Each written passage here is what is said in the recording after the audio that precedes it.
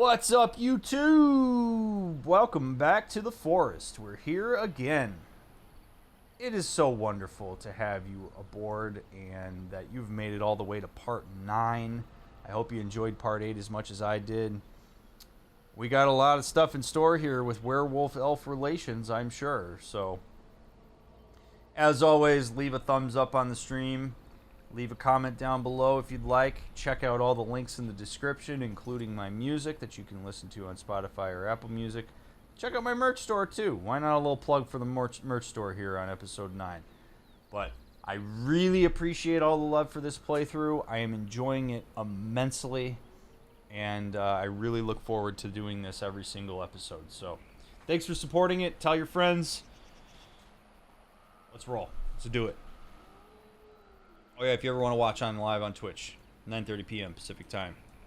Even if you just stop by and say hi, I would love to say hi back. All right, we venture forth into the forest. Now I am a bit confused because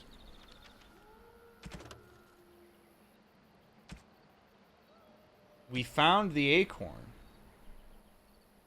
and it still has a little episode or a little marker on it.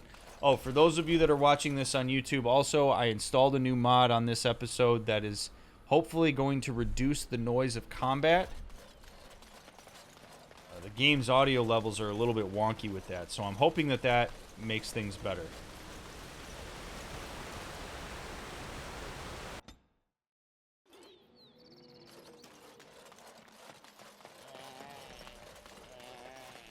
Going back in here.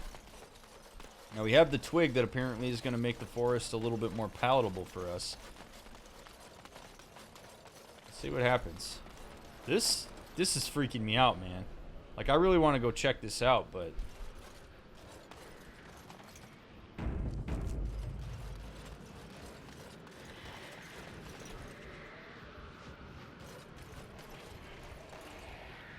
Alistair, what do you think, buddy?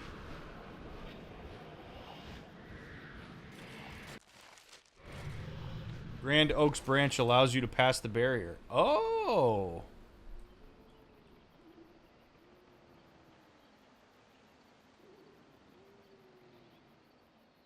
Okay, well, we'll come back to that in a minute. Good thing I did it, eh, chat? Come on, I'd be holding some stupid scarf. Otherwise. That's their way to the hermit's camp. We're gonna go this way. We're gonna go fight that ogre. We're gonna go see what's chilling over here first. Then we'll go through there. Was it worth it to go back on a dying woman's wish? I'm still gonna tell him that she was dead! Was there a city here once? Was it built in the forest, or did the forest come later? I don't know, Alistair. Do you got something you want to say? Need? Ask away.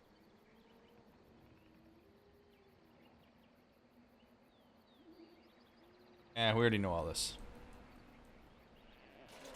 Here I am. We'll talk with them later. Alright, here we go. Oh, there's 2 of them. Good. Alright, that's my favorite.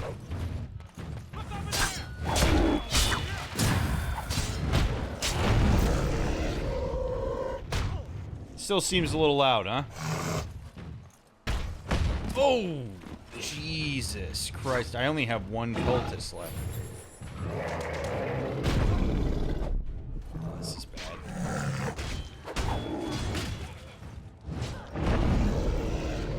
bad. Bad thing. Bad thing.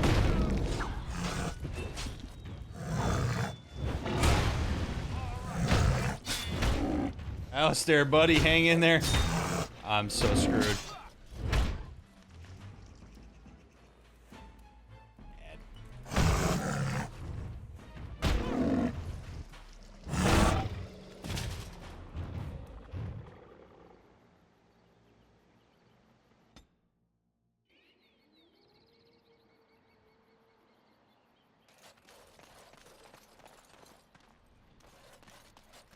I'm gonna try that one more time.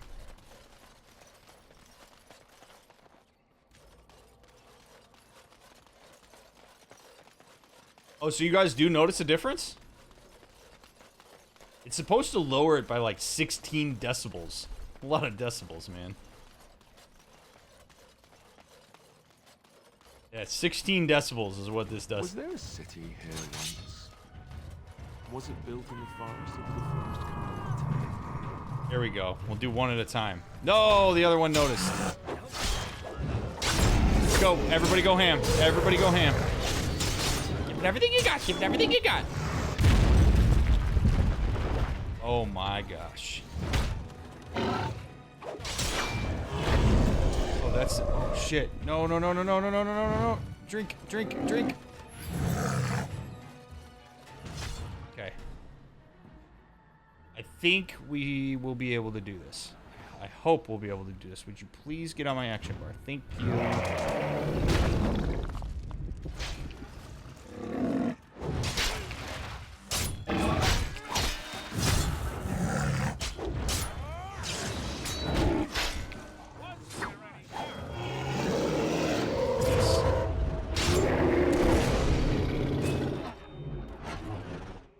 Oh, damn! Alistair! Ho, ho, ho, ho, ho, ho, ho, ho.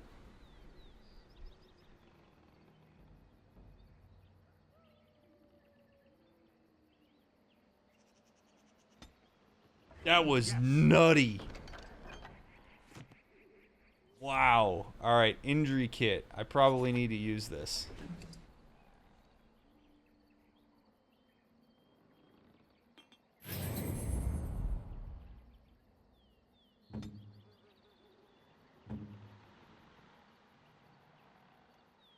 How do I... Is there a way for me to, like, use it on other people without...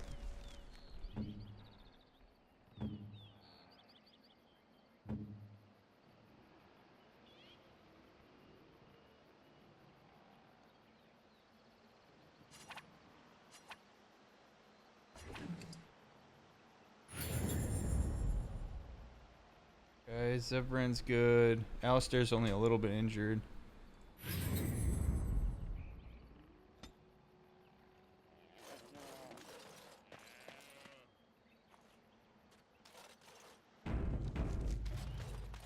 Man, that was badass, Alistair.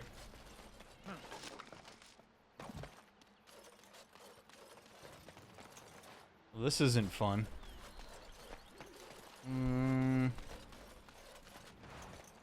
Another tombstone. Pile of bones. Look at the bones! The air seems unnaturally cold around this ancient tombstone. Runes of warding are carved into the surface. Disturb the wards.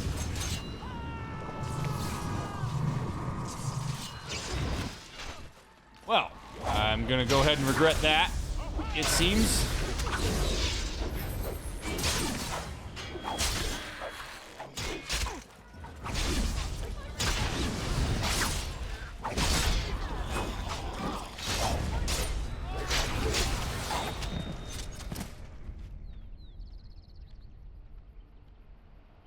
Don't disturb the wards.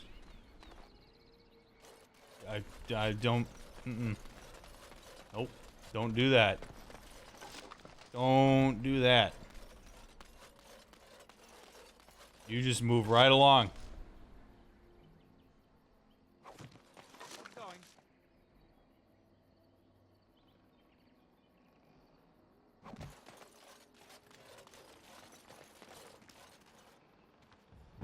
Liliana, can you open this? I could have a try at that. Zevran. I could do that. Damn it.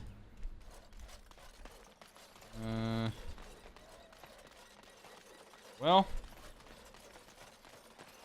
Charred corpse. Thank you for your donation. Are we going up the back side of the hermit shack? Oh, yeah, okay.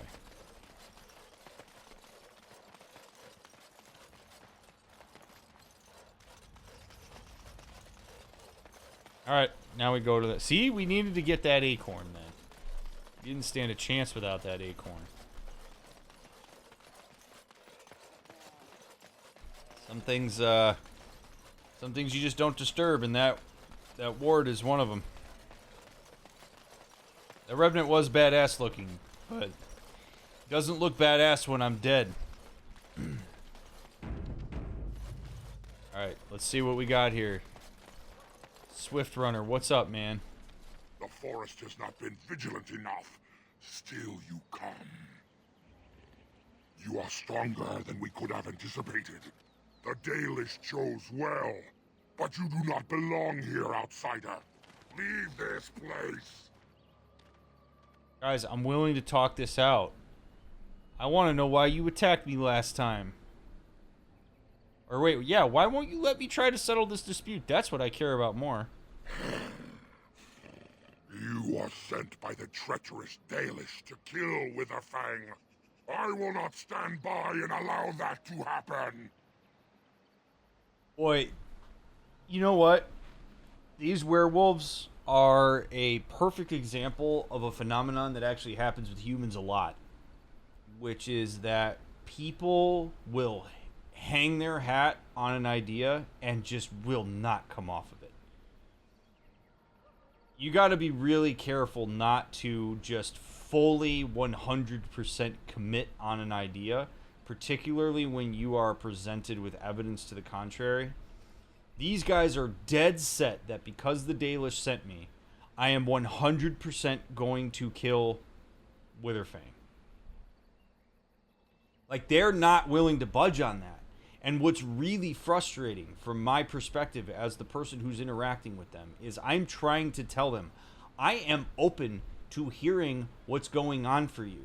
I am not necessarily fully allied with the Dalish. The only reason I knew to come here was because of the Dalish, but they didn't exactly describe you guys the way that I am experiencing you.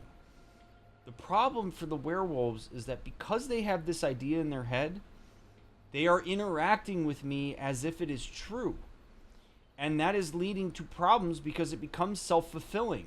Because I have no option but to defend myself if they're going to come in here like this. They would do very well to listen to what I have to say and make an informed decision based off of that. I understand their fear.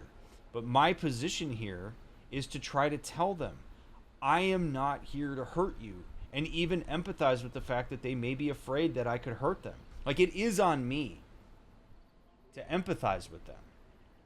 And to say, I get why you're freaked out about this. But give me a chance to show you that I am not necessarily an advocate for the Dalish here.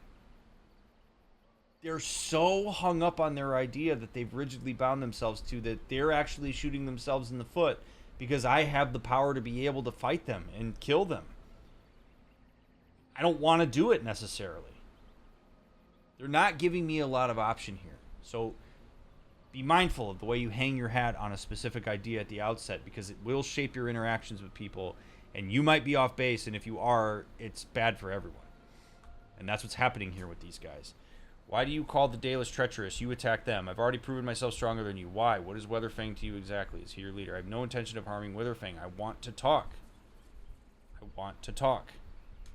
I do not believe you. I will not risk believing you. You are an intruder in our home. You come to kill, as all your kind do. We have learned this lesson well. Here, Witherfang protects us. Here we learn our names and are beloved. We will defend Witherfang and this place with our lives. Alright, man. It's just really a shame. It's really a shame. Because I get it. I do. I get it. If every human or every elf that's ever come into the woods has tried to slay them, their fear is founded. It is also really important to reiterate that past interactions do not predict future unrelated interactions. I am not necessarily the same people with the same convictions as the people who came before me. And they're the ones that are paying the price for that. It's sad in a way. Because what they're saying is that we've been outcast. People don't accept us, understandably so to an extent. But Witherfang has given us value. He has validated our existence. So we're gonna fight to the death for him. I want to know more about that. I want to be curious about it. So, am I entitled to them letting their defenses down and going into Witherfang? No, not necessarily. Do I wish that they'd be willing to work with me and move past some of that bias in these interactions so that we could potentially have a more fruitful conversation? Yes. They have attacked me. I have not been... I've been on the offensive on the mobs in the forest, but in these moments where we actually have dialogue with them, they attack me. I don't attack them. They're doing preemptive strikes against an idea, not against reality. And that, I think, is really their ultimate undoing here.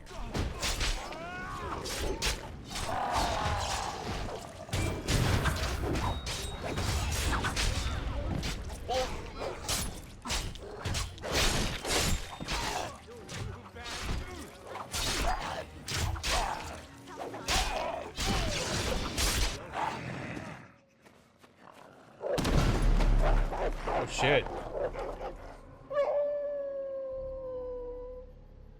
Oh, is this Witherfang? No.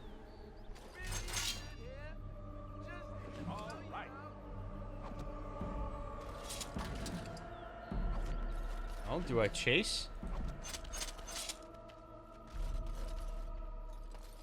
Kinda want to. I'm gonna see what's over here real quick. Onyx Demon Statuette. Ooh. Allow me. I could do that for you. Boy, I gotta make her better at lockpicking. No. Allow me.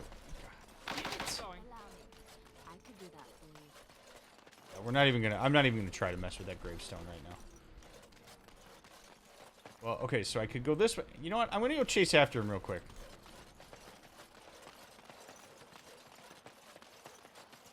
I'm curious what ways they could take care of themselves and feel safe while also being open to you being different.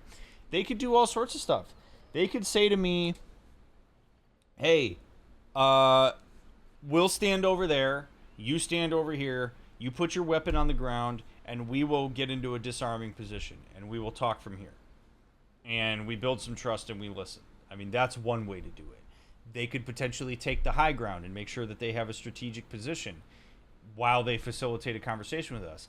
Because here's the thing, right? Like, if I know that I come in peace, they don't have any reason to believe that, understandably so. So it is on me to show them that I am safe. So if they need to take a position of leverage physically, that is a perfectly reasonable thing to do, because since I know I come in peace, I'm not going to be threatened by that. If the wolves do that and then I act threatened and I posture in that, then they have reason to believe that I have an alternative agenda. So one of the things that is super disarming at times is that you realize that you can show that you're different through action rather than focusing on a sense of entitlement to people just immediately letting their defenses down. I mean, the most obvious analog to this in real life is dynamics between men and women as it relates to things like sexual assault and stuff and harassment. Is if you're a man, you need to understand that a lot of women have in some way been sexually harassed at some point in their life. We know this to be true. And if you're like, no, ask the women in your life. They'll tell you.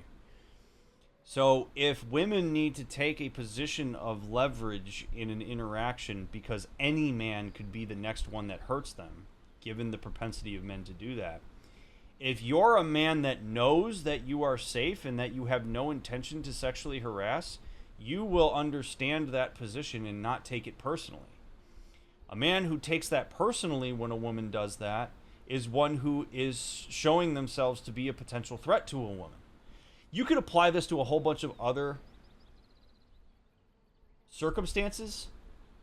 but I'm just using that as one example. So the way that you disarm this is for the wolves in their vulnerable space to take that bit of a strategic position on that, and then for us being the aggressors here, or the potential aggressors relative to their representation of what has come into the forest, for us to disarm that through the way that we interact with them, and to show that their desire to take a position of leverage is not threatening to us. Good luck clipping that one, Sean.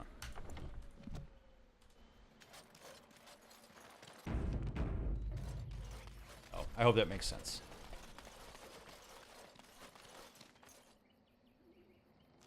Now, this is interesting because he ran off.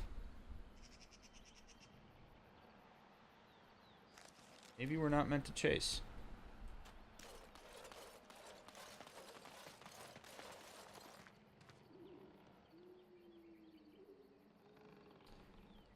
Chat, what is the yellow here? Is the yellow here like me being injured?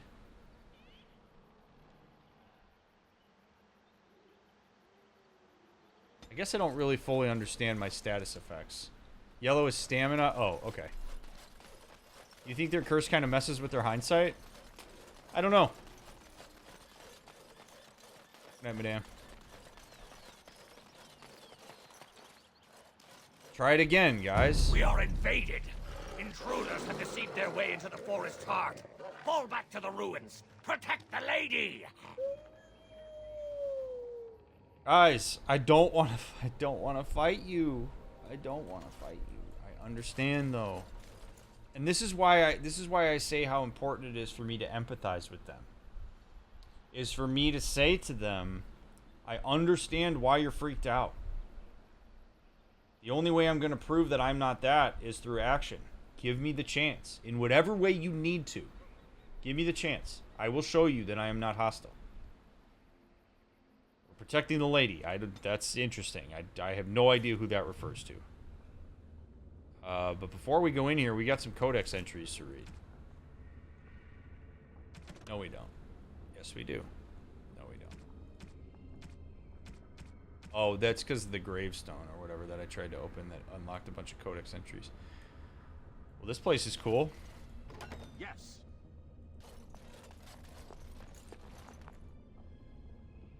This is neat. Feels like Elden Ring where I want to hack. Right on cue. Right on cue. I was literally going to walk up to say, this feels like Elden Ring where one of these has got to be fake. And then literally this says you found a fake door. We found real fake doors. Come on down and then get your stone wall fake doors. Get your real fake doors. You think it's a door that you can go in, but it's not an actual door. See, yeah, look, that's just wall. There's just a wall behind this door. Come on, real fake doors. Dragon Age Origins. DrMick, check out the merch store and get a real fake door at the DrMick merch store. Okay, I'm done. Oh, what up, fellas? How long you been in there? Stuffy in there, huh?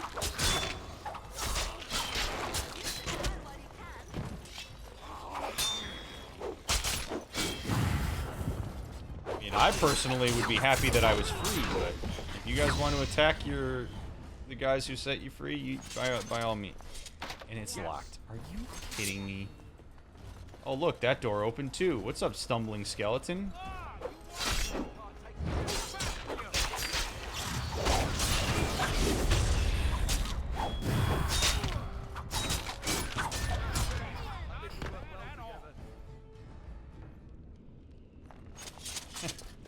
I can't answer that question for you, Diligent.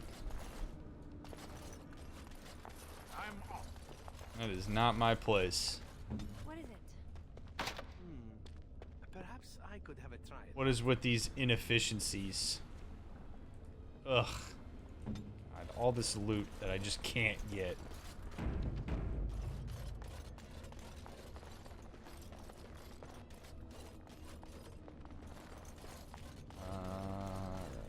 Down Is we this go. an elven place?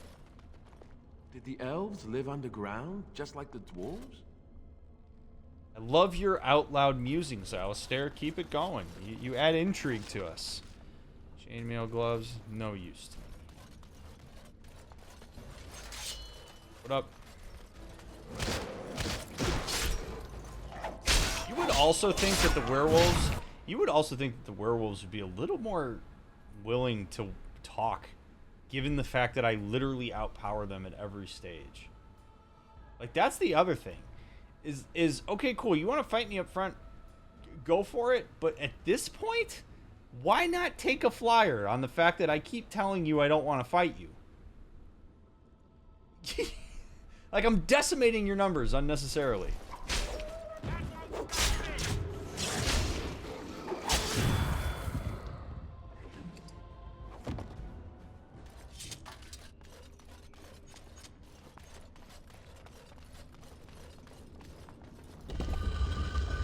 Boy, apparently every door in this place is secret.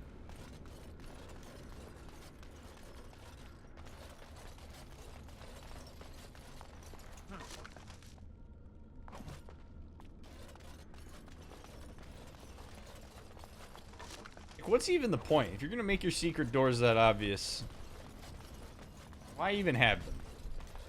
Like, I literally just got here, and I've already found your secret doors. DrMick dagger. Maybe that's better than one of the ones that they're holding. Let's see.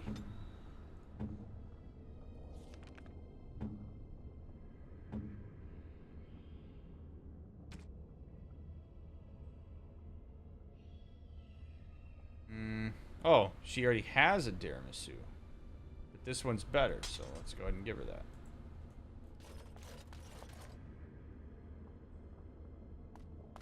I have no idea, Kareen. It's a great question. Does Liliana have any better armor options? Not that I... Well, what happens is with Liliana, if we give her other armor, she runs the risk of her stamina going down, which is not useful to us. So, like, I could put her in some chainmail, but this gives her willpower and spirit, although I don't know that that's that helpful. But the problem is just the fatigue. Like, if I give her this, her fatigue goes way up. But maybe it is... Oh, why? Women's armor in RPGs is just... What are we doing? We just expose my upper chest.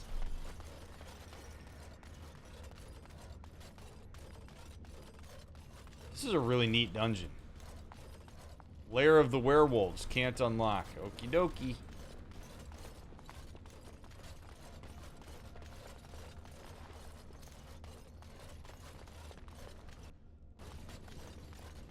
Stairs are difficult to climb.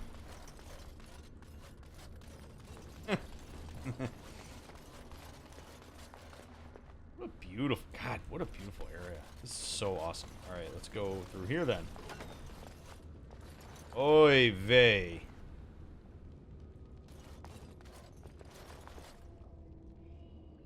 I'd hate to fall down that hole. Which way do I want to go? Let's go this way.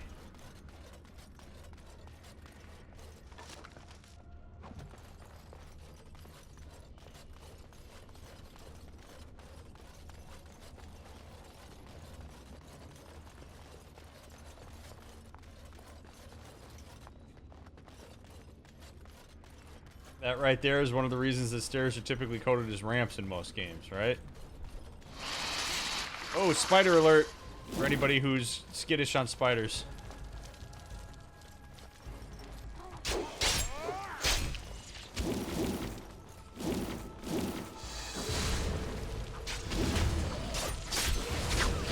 Oh, and there's a lot of them.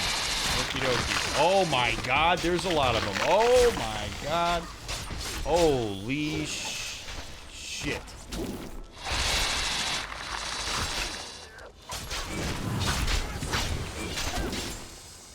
Whoa, whoa, whoa, whoa.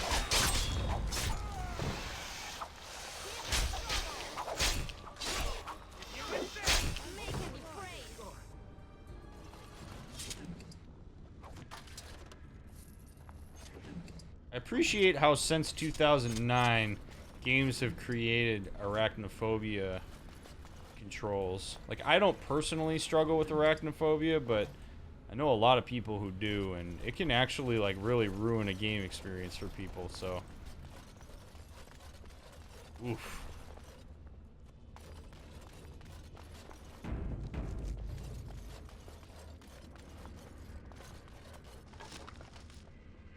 That's bow.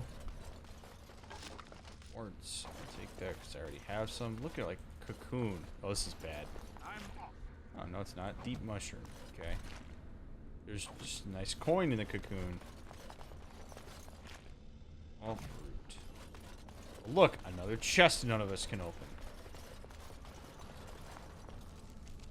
I'd love to... I'm gonna have to do lockpicking on one of them. I'm gonna have to commit.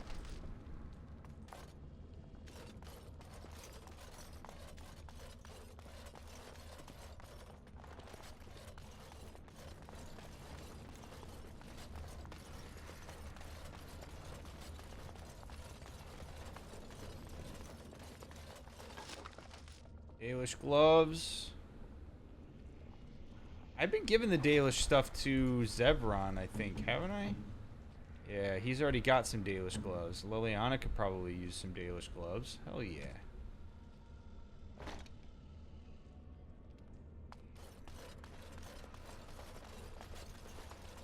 Just... This is going to be a gold mine someday if we come back here after I get lockpicking up.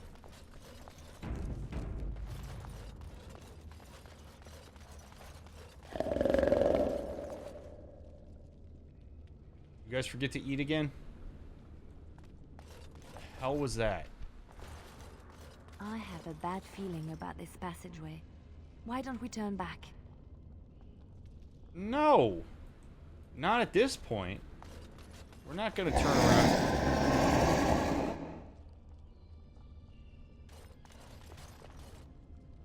That's a pretty good deterrent. I'm not gonna lie. Their alarm system's pretty good.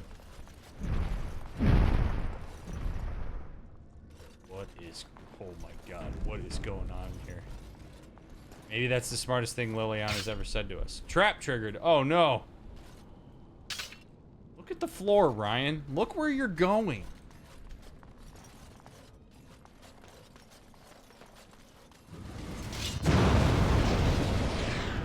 What? A dragon? Hello, flame breath. Oh.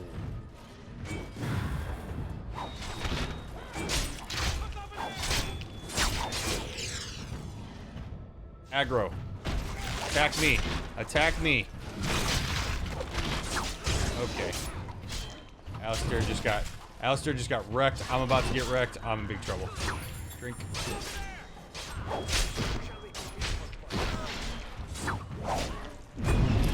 Oh. Liliana, drink a poultice. Poultice, or however you say it. Ryan, drink a poultice. Oh, man. Oh, man.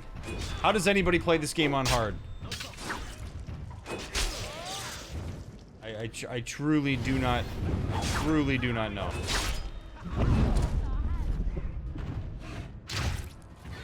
Get up! Oh my god!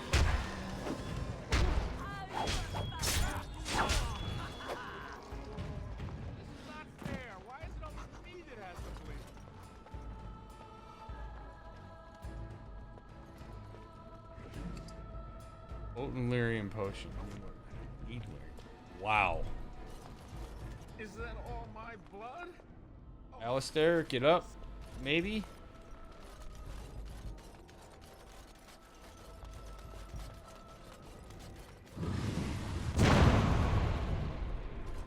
Hell?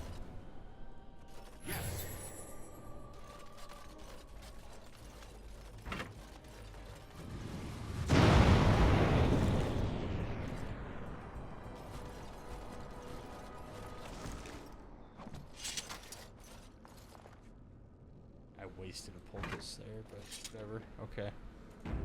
Alright, we killed a dragon, and all I got to show for it is freaking lyrium. Dwarf corpse down here. Dwarven mace. Not even that good. Wow. Let's stand on all the floor plates and see what they do. Exactly. I'm a man of curiosity. This is so annoying. God! We're coming back down here at some point.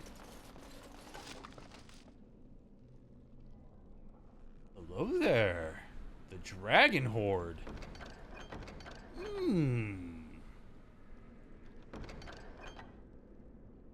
Alan Din's Reach. Look at that. Heavy chainmail boots. Already wearing those. Silver medallion. Emerald. Topaz. Malachite. Fluorescent with 19 gold.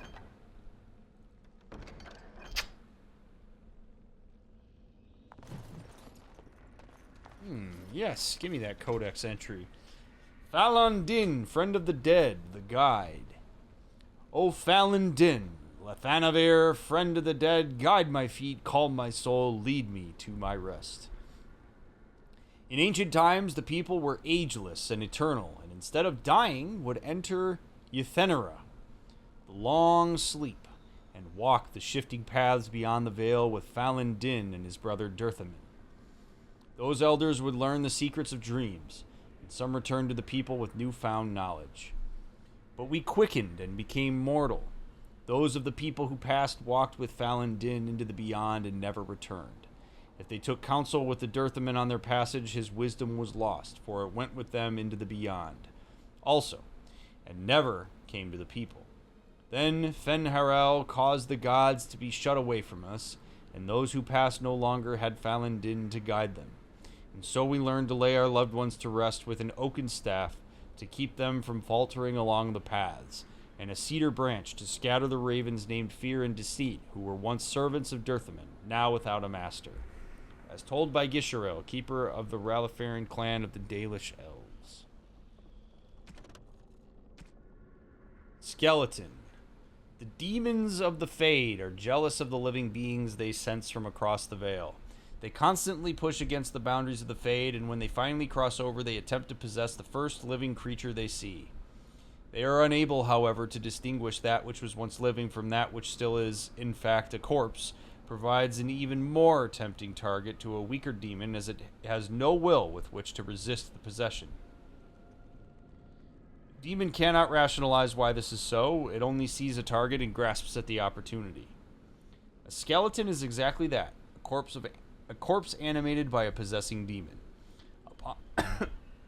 Upon finding itself trapped within a body that cannot sustain it, the demon is driven insane. It seeks to destroy any life that it encounters, attacking without thought to its own welfare. The exact names given to skeletons of this type vary according to the nature of the demon that possesses it. A fanged skeleton is a skeleton possessed by a hunger demon. These skeletons devour whatever life they encounter and often possess the ability to drain life energy and mana from their victims. A shambling skeleton is a slower-moving skeleton possessed by a sloth demon, able to bring entropic powers against its opponents, slowing them and even putting them to sleep. More powerful demons have been known to command skeletons, but at that level they are known by other names, revenants and arcane horrors, to name two. Dragon. Female dragons take much longer to mature than their male counterparts. They, too, undergo a metamorphosis of sorts at adulthood. But while males lose the use of their forepaws, females actually grow a third set of limbs specifically to serve as wings. Young females travel great distances looking for suitable nesting site. Because of their nomadic habits, these are the dragons most frequently encountered by man.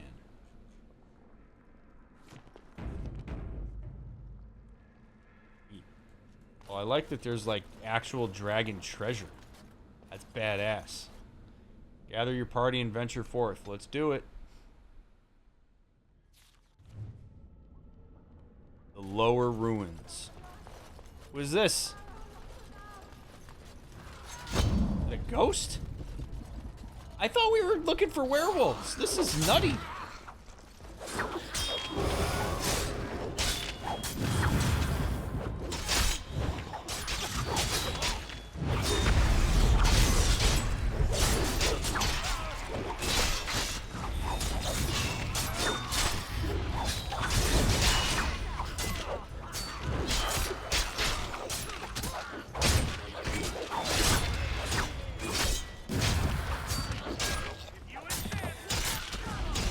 shield. I would love to have its shield.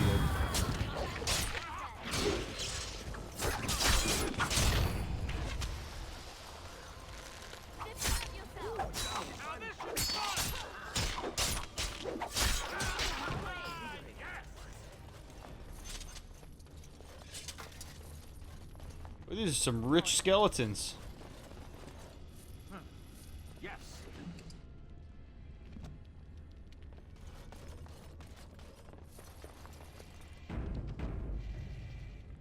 Right? No. I think I hear spiders again, maybe? No? Gloves, not useful to me.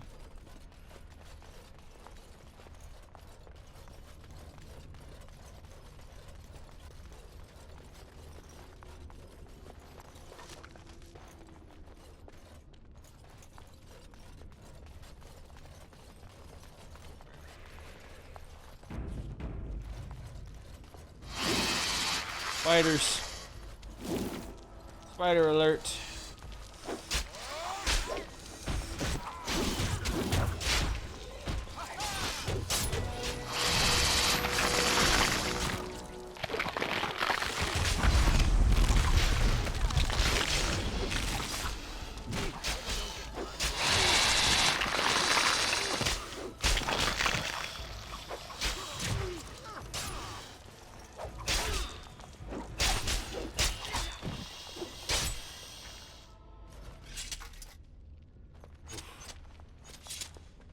Alrighty.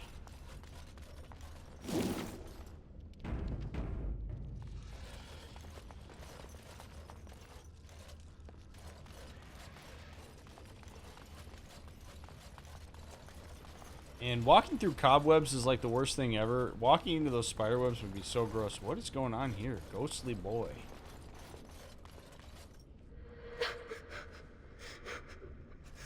Connor? Mummy? Mummy, no matter, son.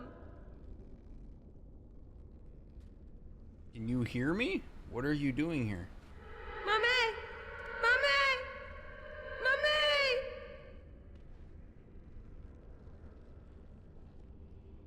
Whoever you're looking for is not here anymore.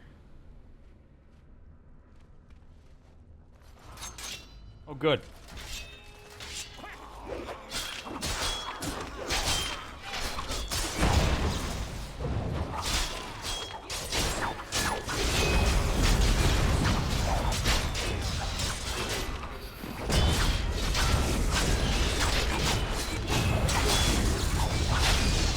So many enemies.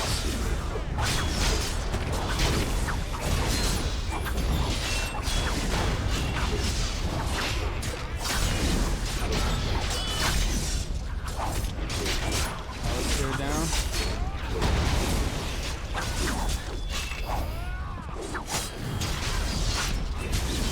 Liliana's tanking now because I can't aggro.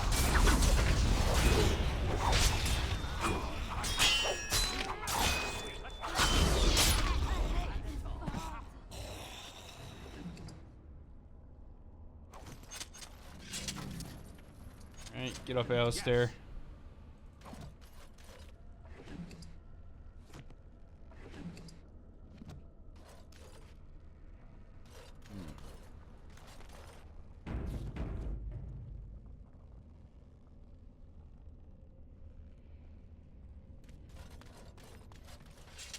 Zevron, level up. Let's see.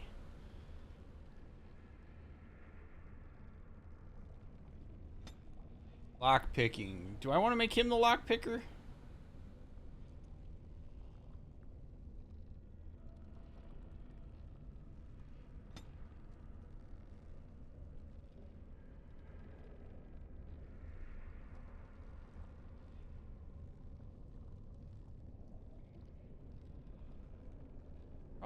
I actually want him to be stronger, I think. Full combat training. And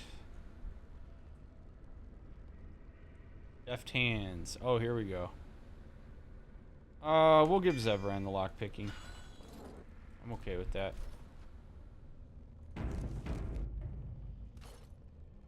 Now, the question is that strong enough for Zevron to open all of these? Zevron! Allow me. I could do that for you. Oh, you can't, Liliana. You've made that very clear that you can't.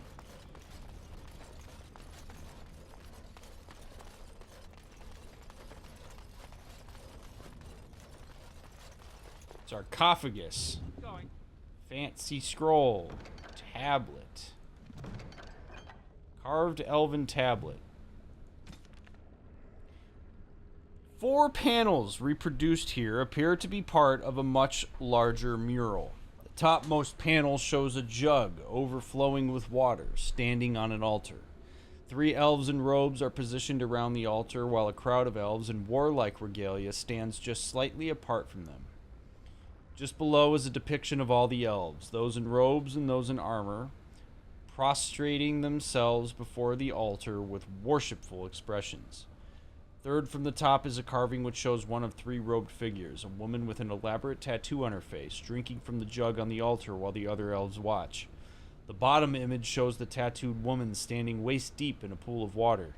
She holds a jug with water spilling out of its mouth. The armored elves bow before her, describing a strange tablet. I got a quest out of that. The Elven Ritual. The earthen tablet you recovered is covered in writing, perhaps Elven. Most of the lettering is faded, making it indecipherable. There are numerous pictographs, however, which seem to indicate some kind of cleansing ritual to perform prior to honoring the dead. The first pictograph depicts a filled earthen jug. Second shows an elf kneeling before an altar. Third shows an elf taking a single sip of water. The fourth shows the elf emptying the remainder of the water in the jug in the pool. The last shows an elaborate doorway, perhaps opening or closing. It is unclear which. Interesting.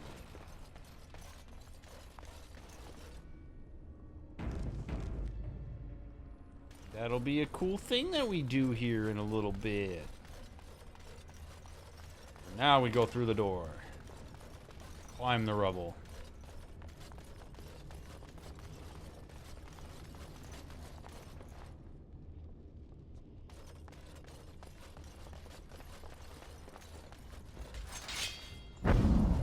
What up, fellas? Yeah, you can't climb stairs, can you?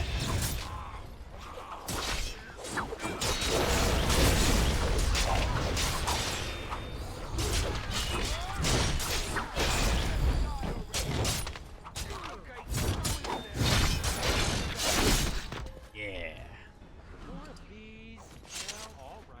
Oh, good. More. Yes, come over here.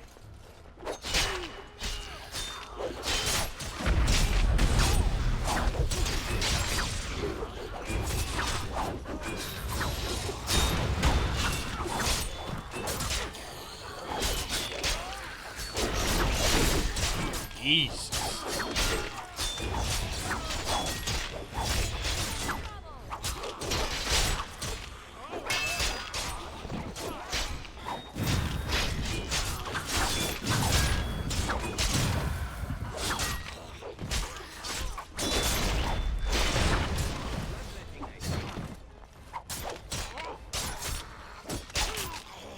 Alistair is dying a lot.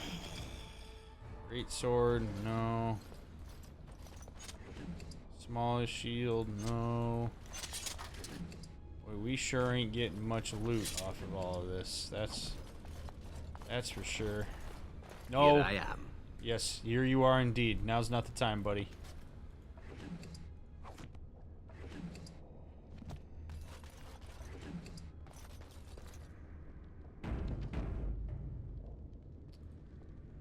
Let's go down. Ooh, into this neat library-looking place. Broken stone altar. There is an indent on the surface of this altar in which...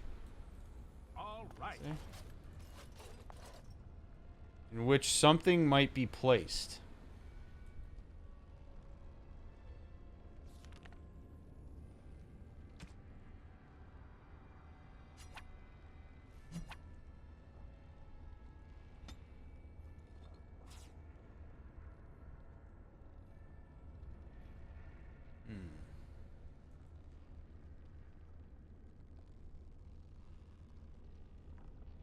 Well, let's look around and see what we might find.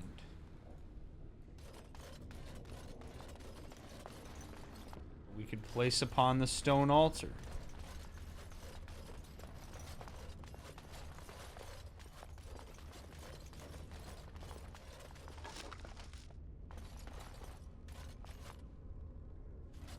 And over here. Maybe stone tablet, stone altar, you know.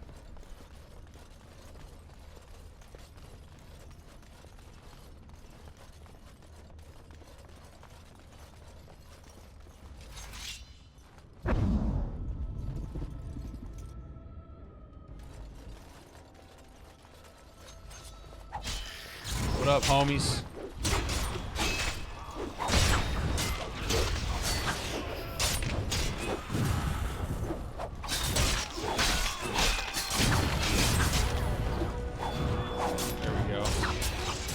Level up. Level 10 now.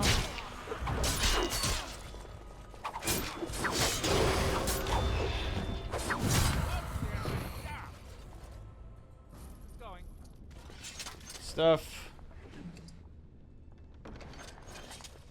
Well, I'm gonna be able to buy lots of stuff when we finish here.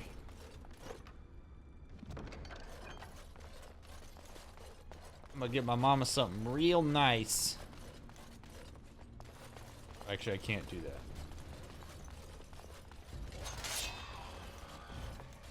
Get my daddy something real nice.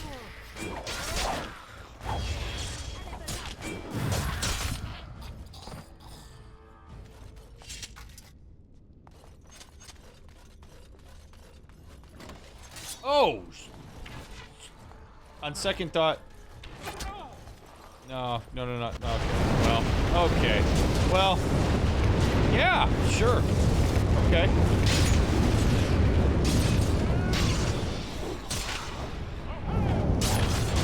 Guys, it's a little hot in there.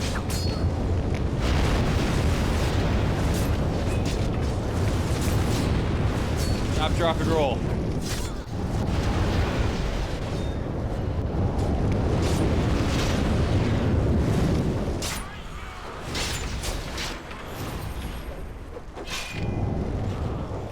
They did not stop, drop, and roll. Lost my whole party to a lack of basic fire stopping technique.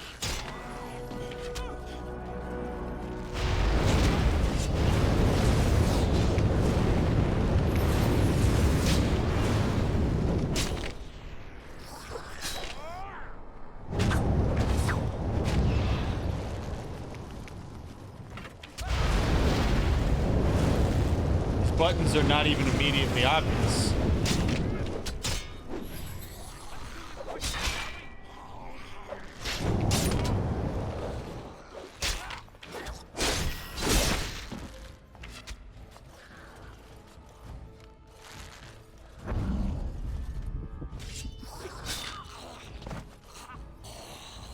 That was really something. That was really something, wasn't it?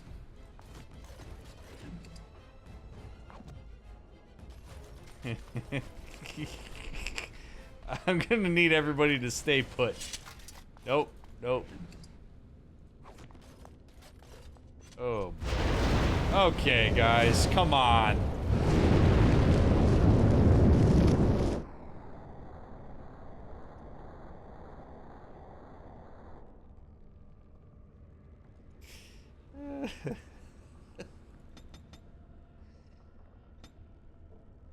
Alrighty, what do I want to do here? Wait on that. Alistair, I think you probably need a little bit of constitution as well. Just saying.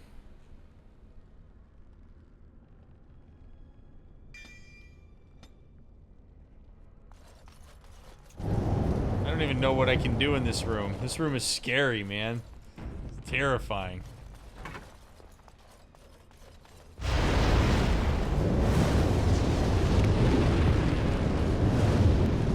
Terrifying. This guy got messed up. It's Zebron, just stand right there, buddy. Don't even move. Oh god. Oh god. Oh jeez. Oh.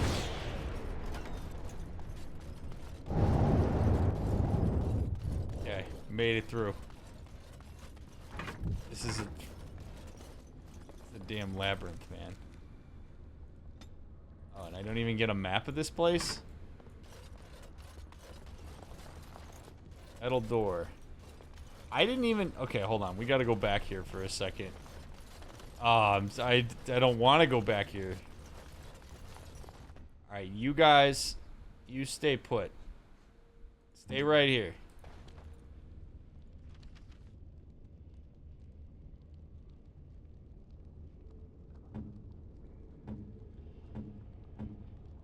I actually don't know how to make them stay.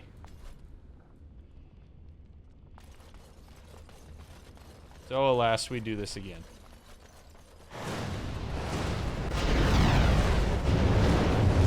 Play me, boy.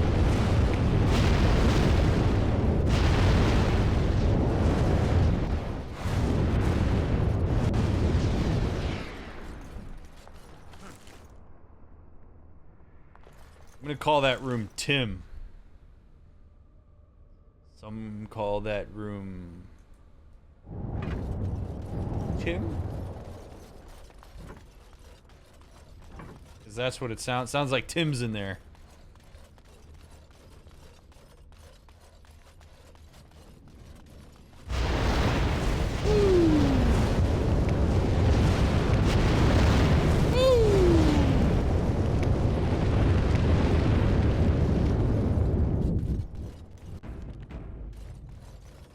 Glad we can just run right through it.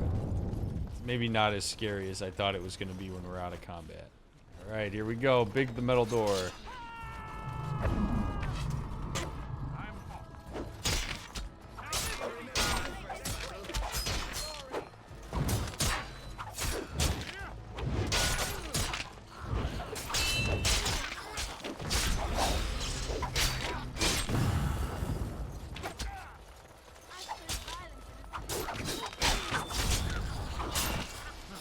Yeah.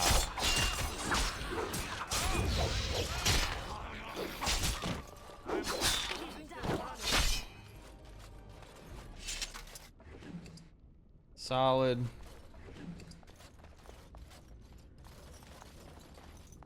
I was not expecting that we were gonna be in this giant of a temple tonight.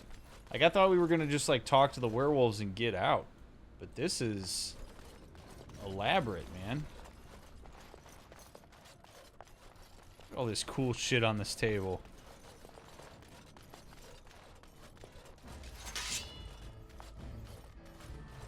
Death siphon. Oh. Ooh. Ooh. Ooh. Ooh. Okay. Well, not great. Not great. Not great.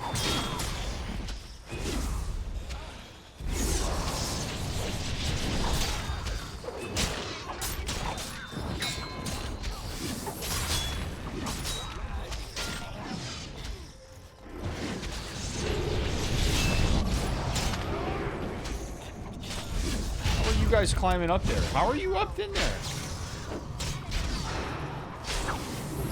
There we go. Thank you.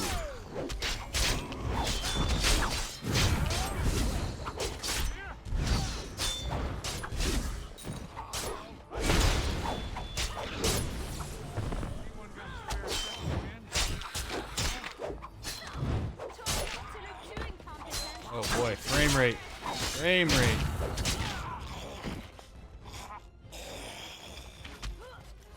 And Liliana, I admire your courage.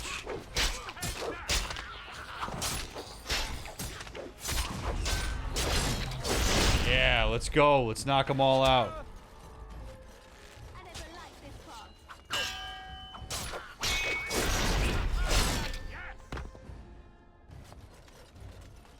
To be honest, I'm glad she's with us. I think she's awesome. I was a little hesitant at first, but Eliana has proven herself. I almost have full inventory.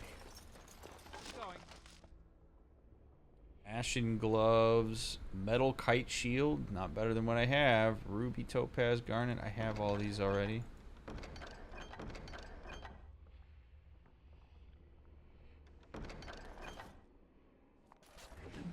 I am soon to be over encumbered, I think.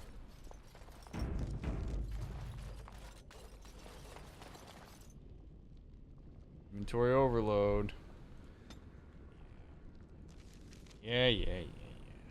Well, why don't we get rid of this and this? Sorry, Dirk. I gotta throw your treats away, big guy. Delirium. I got a lot of this shit that I don't need either. Like this chainmail. Don't need it. Got a lot of this. I got a lot of tchotchke shit in here that I really don't need either, but good enough for now. All right, let's go check out those altars that were down there.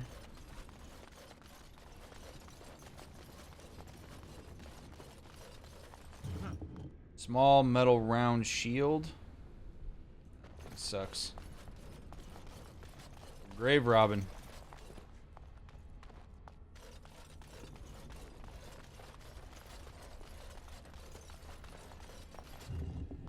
Ancient elven armor. Ooh.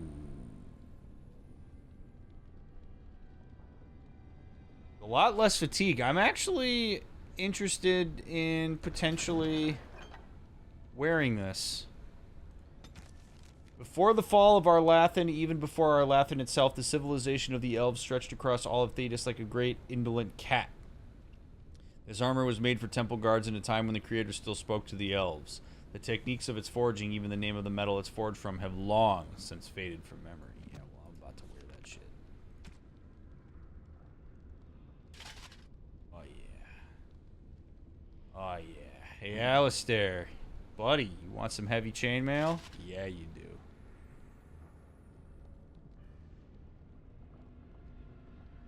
Now I just need a better helmet. Sergeant Spartan, thank you for continuing that gifted sub you got. Appreciate it.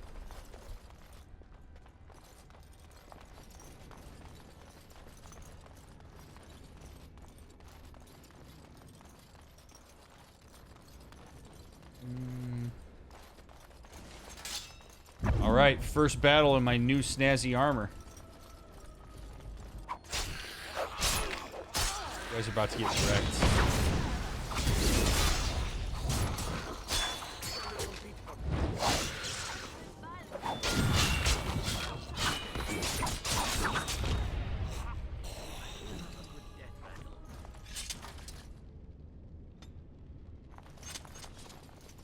More sarcophagus. What's the plural of sarcophagus? Is it sarcophagi? Sarcophaguses? Sarcophages? Like, what are we working with here?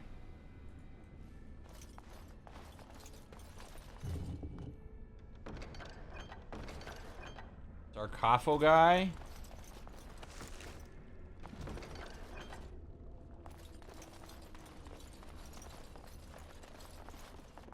Sarcophodes?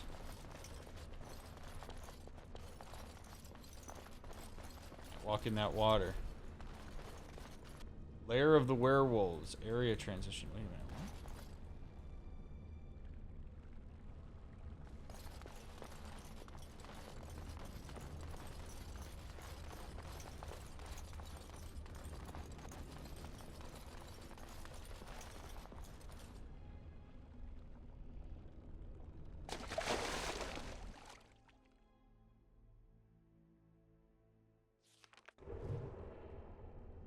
Lair of the werewolves. Deeper in. Ooh, more devouring corpses. That's actually good. I need more of these.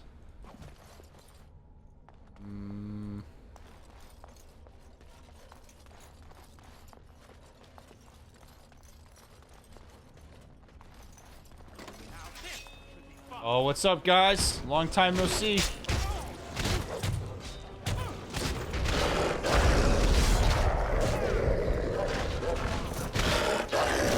Oh, boy. Oh, boy. Oh, no. Oh, great. Great heavens. Oh, wow.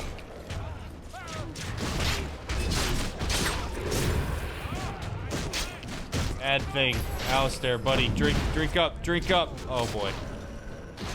Oh, no.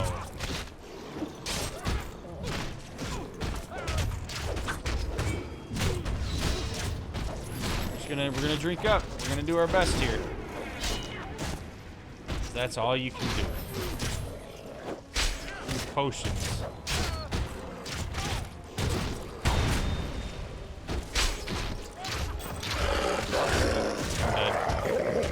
Okay. There's a lot of werewolves. How? How? This game is mind-blowing to me in that regard. Like, I am on the easiest difficulty setting. I appreciate a good, hard game, but wow. One at a time. Focus on it. Look at this.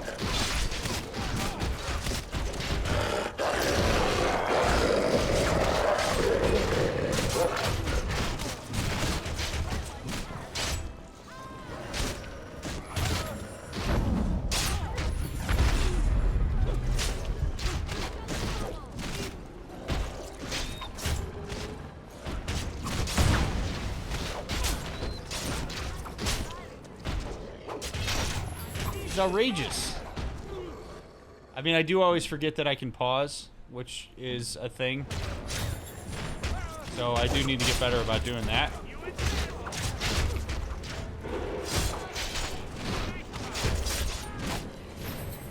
Oh my God.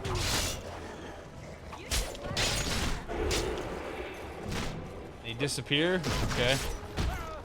I guess that makes sense.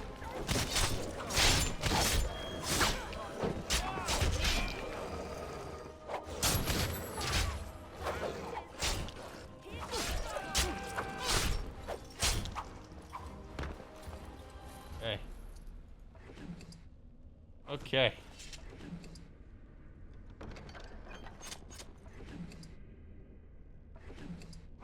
Wow.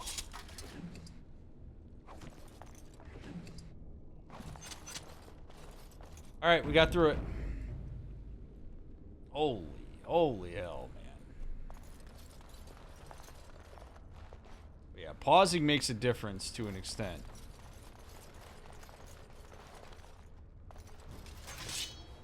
More of you. Good.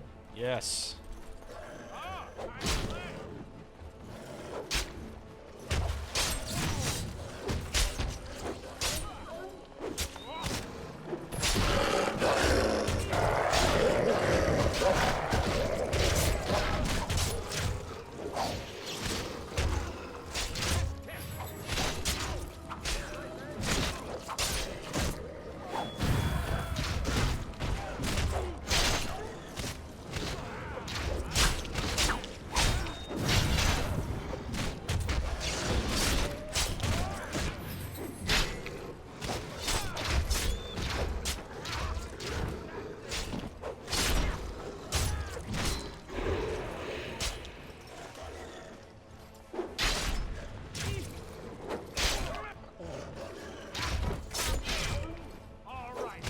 We are...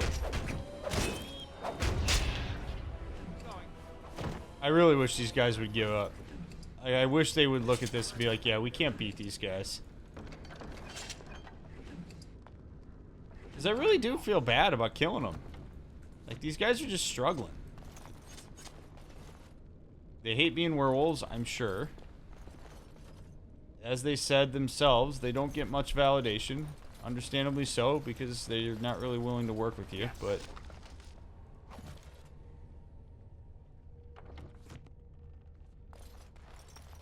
Is there an obvious way to know whether I'm injured?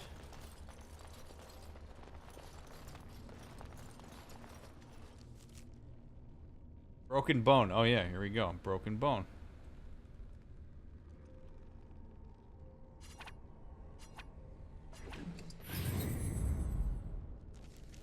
Perhaps I should pay more attention. There we go. Alright, I'm not injured anymore. Alistair, how are you doing? Oh, Lord, no wonder we're struggling. No wonder we're struggling.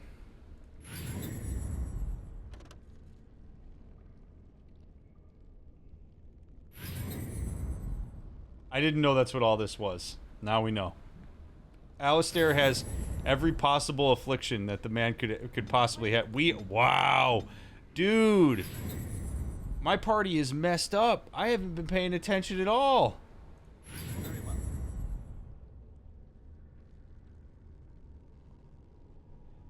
On it. Oh, man. I appreciate you guys not telling me.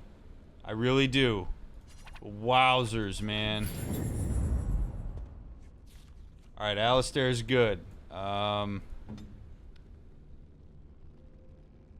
made my own hard mode. No wonder! No wonder easy has been so hard. I'm like, we're all just like fighting with like sepsis and broken bones and shit. No wonder. Woo, baby. I'm really proud of you all for not telling me that. I really am. Thank you for letting me figure this shit out. Thank you for letting me just totally have to... Oh, wow. This is awesome. Way to go, chat. Just a big cheers to all of you for your reticence and restraint. Wow. Oh, man. I had no idea. I wasn't paying attention at all. No wonder I can't do anything.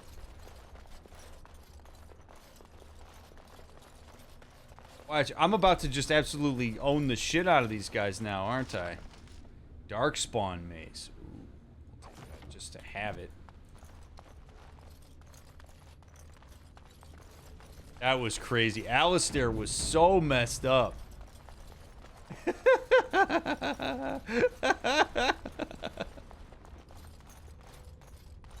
Alistair, how does it feel to feel your body again, man? You enjoying the return of all sensation? After your shattered spine?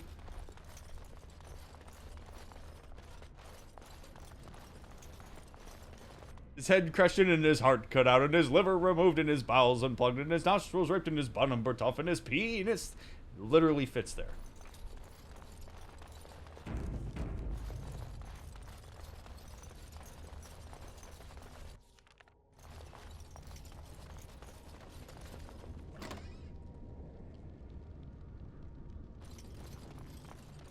Alistair was begging for the sweet release of death. No kidding.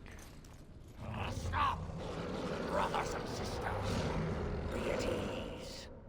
We do not wish any more of our people hurt. I ask you this now, outsider. Are you willing to parley? I have been willing to parley, but I'm not gonna be a dickhead about this. It would be very easy for me to all of a sudden get into a spot where, like, now I'm a shithead. And I'm like, no, tit for tat, bitch. You want to come in here and not... It doesn't do us any good, okay? It's easy to want to be reactive to these guys and be like, you know, you haven't been listening to this point, so F off. But no, it's about damn time. I have shown you that I can beat your ass, so now let's talk. And if that's what you needed in order to be willing to talk to me, cool, we'll talk. I don't know what you have to offer me. But alright, been willing to talk the whole time.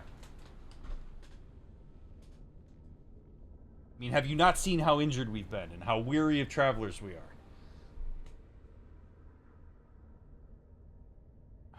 Okay. We are talking right now, aren't we? So talk. Who are you? Yeah, see, I don't want to be antagonistic. So we are already threatening to them. I have to own that position. Again, I have the physical prowess to hold my own if they attack me. So we're going to go as chill as we can on this. I want to hear their plight. There's no reason for me to not listen to them. Going in here and being like, the Dalish are right. Who are you? I am merely another of the cursed who guards the entrance to our sanctum. I have been sent to parley. Okay. Let's talk. Not with me. I have been sent to you on behalf of the lady. She believes you may not be aware of everything you should be. You are correct, sir. She means you no harm, provided your willingness to parley in peace is an honest one.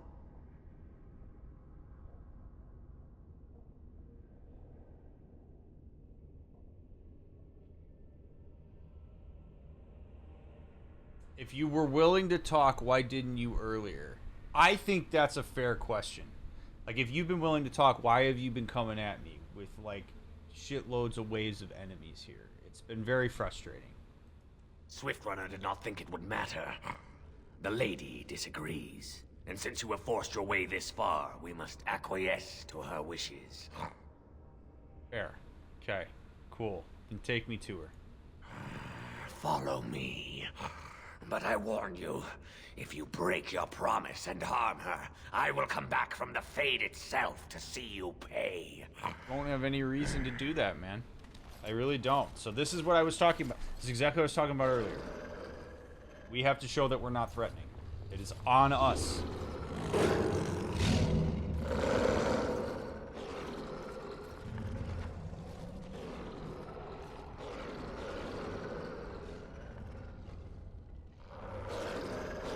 I know I come in peace.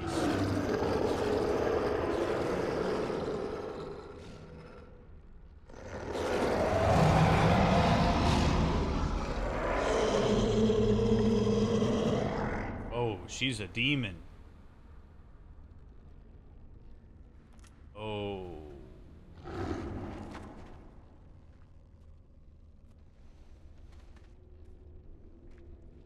Oh boy. I bid you welcome, mortal. I am the Lady of the Forest.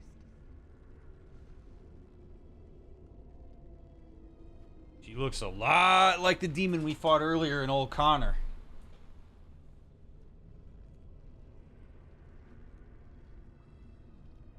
Oh boy.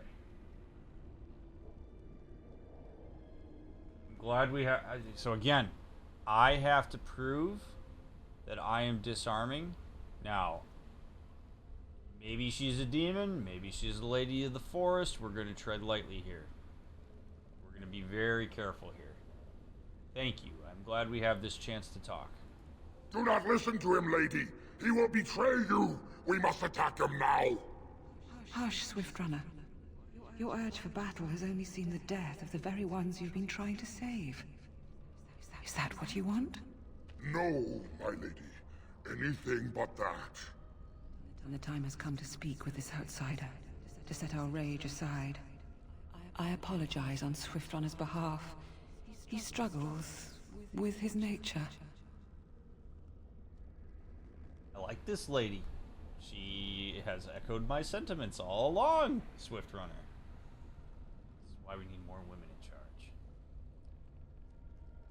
charge. As we all do, lady. Truer words were never spoken. But few could claim the same as these creatures, that their very nature is a curse forced upon them. No doubt you have questions, mortal. There are things that Zathrian has not told you.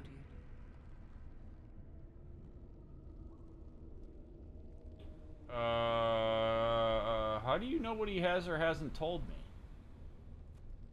Because there are things that he would not tell. Things that you should decide for yourself, whether you need to know. It was Zathrian who created the curse that these creatures suffer. The same curse that Zathrian's own people now suffer. Centuries ago, when the Dalish first came to this land, a tribe of humans lived close to this forest. They sought to drive the Dalish away. Zathrian was a young man then. He had a son and daughter he loved greatly. And while out hunting, the human tribe captured them both. The humans tortured the boy, killed him. The girl they raped and left for dead. The Dalish found her But she learned later she was with child. She killed herself. Holy shit. BioWare not afraid to pull punches. Oh my god. Now what's wild about this is that that's not an entirely unbelievable story. To an extent based on the experiences we've had with humans. Like, this is a very interesting juncture here because I don't know the whole context for what happened with Zathrian and the werewolves. She could be lying in the same way that Zathrian could be lying. I don't know who's telling the truth. What's really interesting about this is that if she is indeed a demon, this was a really fascinating tactic. Because I have experience with humans that fits that. So it would be easy for me to believe that statement because of what I've seen. If I'm a human that had nothing but good experiences with humans, there's a chance that I could hear that and go, no way, you got to be making that up. Maybe not. But this is really delicate. I mean, I don't necessarily have reason not to believe her in the same way I didn't have reason to not believe Zathrian, but when you get these two conflicting stories like this and you weren't there to know, I have to be mindful of some of the consistency in the stories they tell and also the way in which they present the information. I am slightly cynical about the way that they have presented this information only because it's a chance that it could draw me into their plight, but I also don't know if she's a demon. She just kind of looks similar. She could not be. I don't know. I've never seen the Lady of the Forest before. So we're working with a lot of unknowns here, and we have to be very mindful of the ways that we get drawn in and out of this conversation. Wow. I mean, that is probably the heaviest sentence that we've read.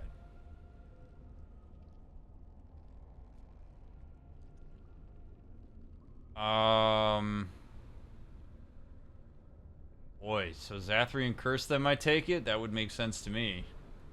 Zathrian came to this ruin and summoned a terrible spirit, binding it to the body of a great wolf. So Witherfang came to be. Witherfang hunted the humans of the tribe. Many were killed, but others were cursed by his blood, becoming twisted and savage creatures. Twisted and savage, just as Witherfang himself is. They were driven into the forest. When the human tribe finally left for good, their cursed brethren remained, pitiful and mindless animals. Until I found you, my lady. You gave me peace. I showed Swiftrunner that there was another side to his bestial nature. I soothed his rage and his humanity emerged. And he brought others to me.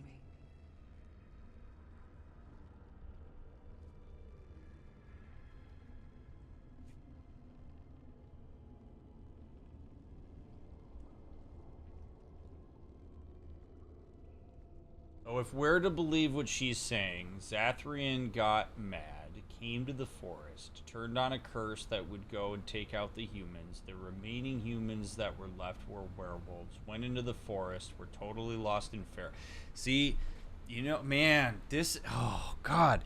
Okay, so again, if we take this as truth, what Zathrian did is not exactly great either. I would completely understand if Zathrian wanted to exact revenge on the people who harmed the specific humans that harmed who he loved. But to drive that out into other humans that had nothing to do with it, that were simply guilty by identity association, that then made this huge mess, it starts to get hard.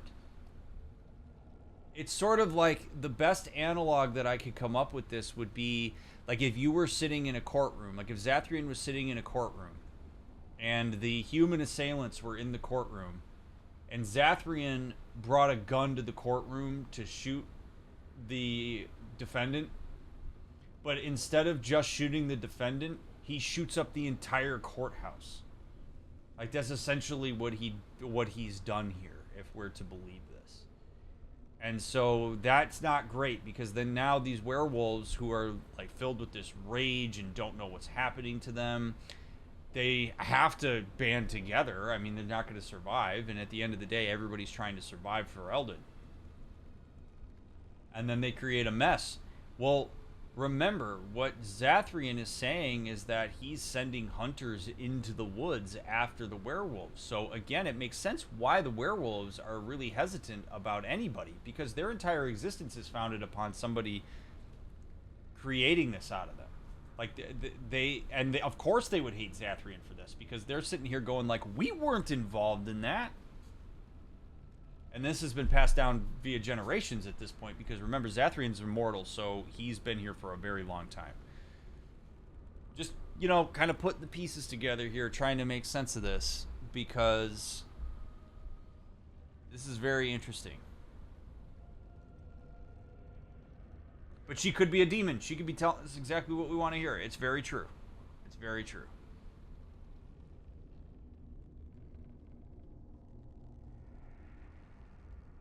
So let's see. So what Zathrian told me was that you ambushed them. Did you? Why did you do that? In part, Do it for revenge? Yeah. we seek to end the curse. The crimes committed against Zathrian's children were grave, but they were committed centuries ago by those who are long dead. Word was sent to Zathrian every time the landships passed this way, asking him to come, but he has always ignored us. We will no longer be denied. We spread the curse to his people, so he must end the curse to save them. Please, mortal. You must go to him. Bring him here. If he sees these creatures, hears their plight, surely he will agree to end the curse. Oh, wow. Wow. Okay. This is where grief that is left unchecked, unprocessed, or directed into an unhealthy space causes a lot of problems. Because he has every right in the world to be angry at the people that did what they did to his family. Every right in the world. I'm not taking that away from him. Not even remotely going to try that. What those humans did was grave, as she said. Now, the fact that this curse continues, though, for unrelated humans is problematic. And since Zathrian is immortal, he's going to be around to see this go intergenerationally. So what he's essentially doing, my guess is, as many people... Let me back up. When people grieve, one of the things that makes grief so difficult when people die, and particularly if they're harmed before they die, is there is an immense loss of control there. And that, I think, a lot of times is what people are really struggling with, beyond missing the people that have left them. Zathrian, in his loss of control, likely sought to overcompensate for that loss of control, as many people do when they grieve. And because his grief is laced with a lot of anger, understandably so, his exertion of control relative to that loss of control is to curse the humans and to create these werewolves. Well, if he doesn't process that and say, okay, I did what I needed to do in order to bring justice to the people who harmed my family, I'm not going to allow others to suffer who are unrelated to that incident, he is going to continue to want to exert control by perpetuating the werewolves. So there's probably some part of him that feels good knowing that the werewolves are suffering. Because now not only is he in control, but he also got to inflict that suffering, and they have to endure the same kind of suffering that he has to endure as the grieving party. The reality is, he's at a part or at a point in his life where it's on him to resolve and work through that residual grief, not to continue to perpetuate it and exert control over the werewolves. So at some point, it's on Zathrian to figure out his issues and not take them out and outsource them to others. And that's an important lesson in grief for all of us, is we tend to outsource that energy and send it in directions that sometimes can be healthy if we find good, effective coping strategies and rituals, or sometimes people will harm others in grief as a way to exert control over a force they perceive to be uncontrollable. And that's what we want to avoid. Bring him here. If he sees these creatures and hears their plight, surely he will agree to end the curse. That's on him to decide. I have no idea if that seems a bit idealistic to me. It really does. I don't know how him coming down here and seeing all these werewolves that he associates with the people who harmed his family is going to immediately make him go, oh, okay. Because he hasn't done his work. But I also don't want to make that assumption. I'm totally down to bring him down here. She's essentially saying, like, let's deal with peace. But yeah, I think Zathrian might have come down here, especially if they've been consistently trying to say to him, hey dude, end the curse please. So them inflicting the curse upon the elves is not great, but it does make sense, because if they tried peaceful means and peaceful means didn't work, and they were like, fine, we got to infect elves, because the only way that Zathrian seems interested in helping people is if it's in self-interest in helping his people, I could understand why they did this.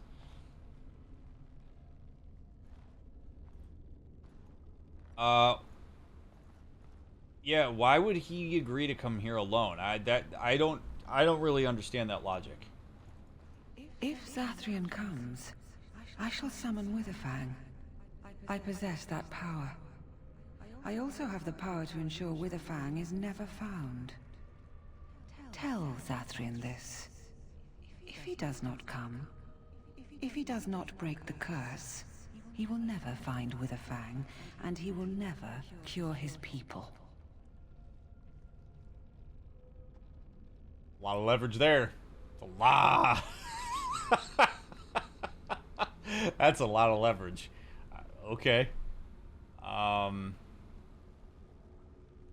What if you can't break the curse? I believe there is. There must be. If there is no way, then he dies. Then they all die. All right. I'll go tell him. And we shall await your return. Outside of this chamber, the passage leading back to the surface has been opened for you. Return with Zathrian as soon as you can.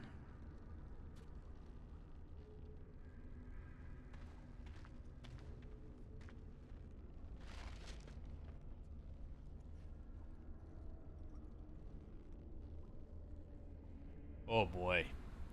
What I really want, the family therapist in me wants everybody in the room. Part of the allure to this for me, just to shoot completely straight with y'all, is I really want to see what the interaction between Zathrian and the Lady of the Forest looks like.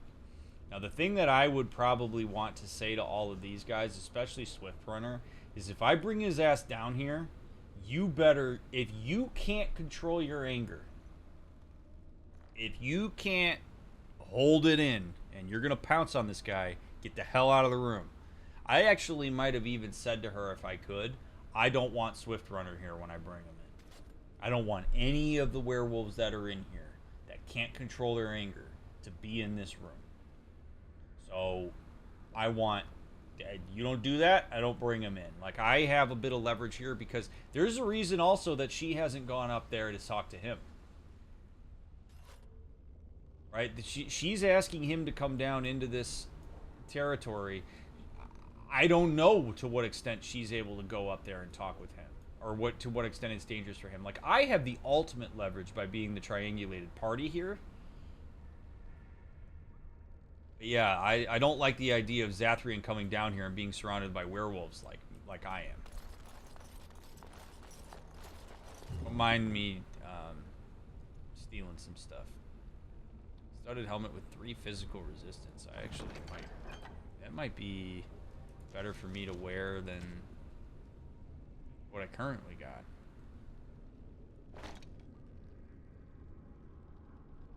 No, no. Oh.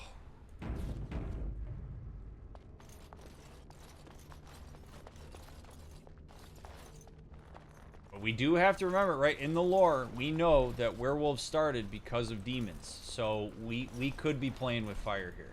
The passage just outside of this room is open to you now, and it will lead you to sunlight. Go, and return quickly. We are eager to see Zathrian face to face after all this time. I bet you are. Go, and return with Zathrian. One way or another, we shall see an end to this curse today.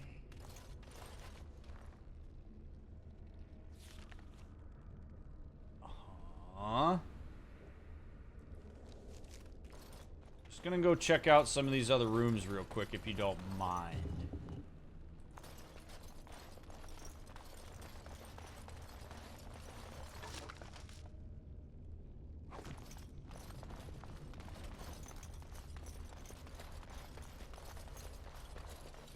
You're right, Atera. That's the coolest thing about the Codex, right? The Codex could also be biased. We don't know. That's the crazy thing about meddling in all of this, is we really just have to work with our own gut and with the information we have, because even the Codex is biased, which is what makes this game so beautiful. And before we walk out of here, I just want to say, if you're watching this on YouTube, thanks so much for taking the time to watch this. I really appreciate it. Make sure you leave a like if you haven't already. And those of you that are here on Twitch, thank you for watching me live and interacting with me while I do this. I am so jazzed up about the way that all of this is happening, and like just the complexity of this game. I know I say it so often here, but it's amazing. I mean, this game holds up so ridiculously well, and I am enjoying being here, and I hope that you're enjoying being here too. And I really appreciate all of your support, whatever kind of support you provide. Up we go. I'm off.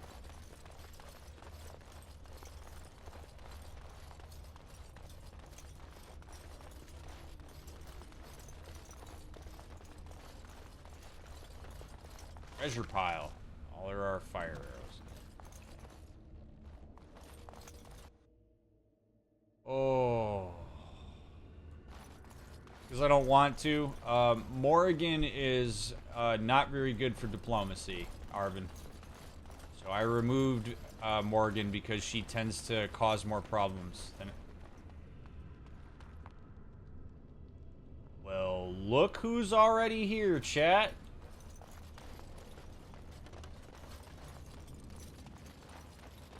Ah, and here you are already.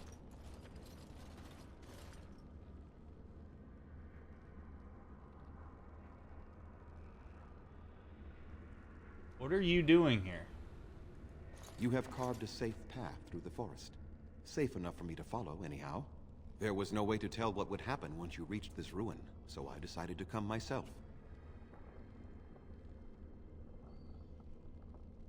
We need to talk, big dog. Yes, there will be plenty of time for that. Did you acquire the heart?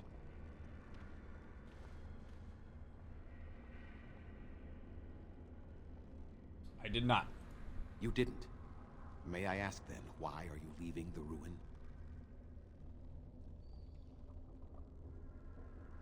I'm not going to be antagonistic toward him because I don't think that helps.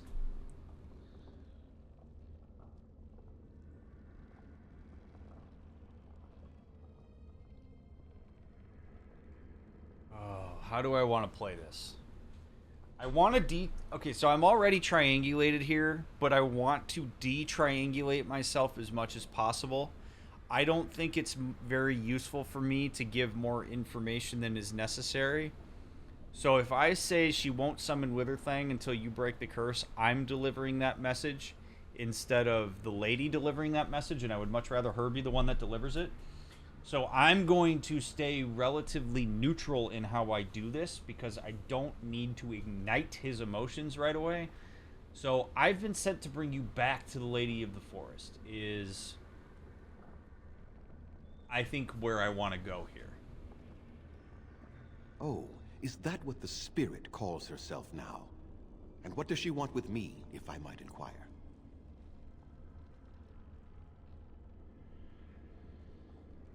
What is it you think she wants? Ooh, that's rolling the dice. But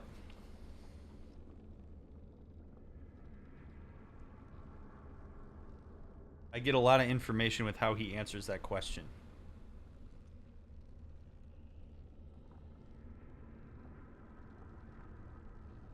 I'm gonna try it. What do you think she wants?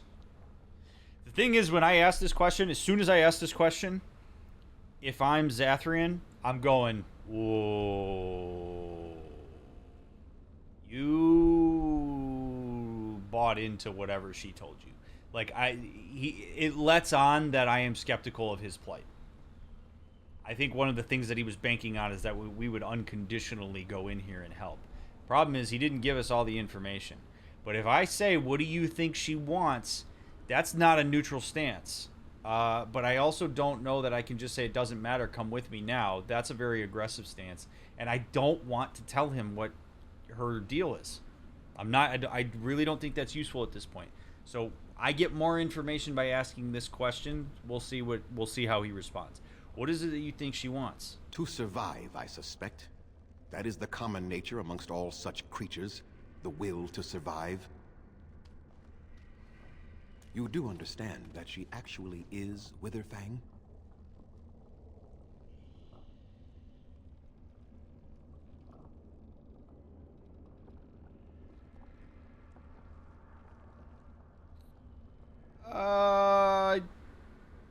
You know a lot about... Why are you not telling me this, you dick? I'm a bit frustrated with him here. He made it sound like Witherfang's a werewolf. He's not helping his case here. I'm up in the Dalish camp. I come in here, and then he goes, "Oh, go in there and pull the heart out of the alpha werewolf." Doesn't, maybe allude to the fact that perhaps it's going to present as a woman or a spirit or whatever. Like, hey man, when you get down there into those ruins, it may present different. He didn't do a good job framing this, and as a result, he looks way more suspicious now. This is where information is king. This is why you are explicit. You say everything people need to know. You set their expectations properly. One of the best ways to develop trust in people interpersonally is to set proper expectations for them when they're about to go into an unknown that you are knowing more about than they do. So he has hurt my trust in him, whether intentionally or inadvertently, by not disclosing all the information that I needed in order to make sense of what was going on here. He's playing this all cool, calm, and collected as if he knew all along that this was going to happen, and that doesn't look good to him. Or for me, to him.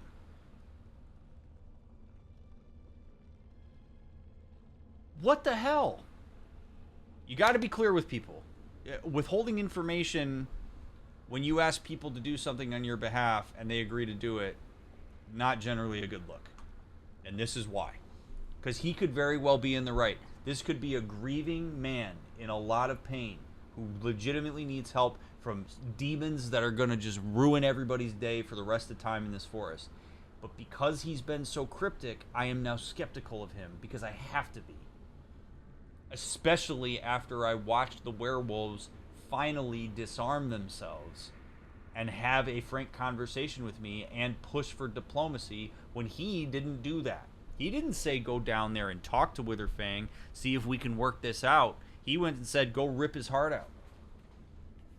So now he appears to be the more aggressive party. And again, if this is a demon pulling the strings on this, it's doing a really good job. I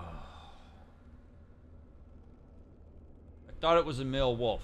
I'm gonna so for sort of like how we handle this interpersonal discussion here, what I'm gonna say is I thought Witherfang was a male wolf because I'm gonna use the information he gave me, maybe some of it's laden with my assumption, to try to see how he responds here, rather than going, so they lied to me, or yes, I thought as much, because I didn't necessarily think that. That's a bit presumptive of me. I thought Witherfang was a male wolf. She is the powerful spirit of this ancient forest that I summoned long ago and bound in the body of the wolf. Her nature is that of the forest itself. Beautiful and terrible, serene and savage, maiden and beast. She is the lady and Witherfang both, two sides of a single being. The curse came first from her. Those she afflicted with it mirrored her own nature, becoming savage beast as well as human.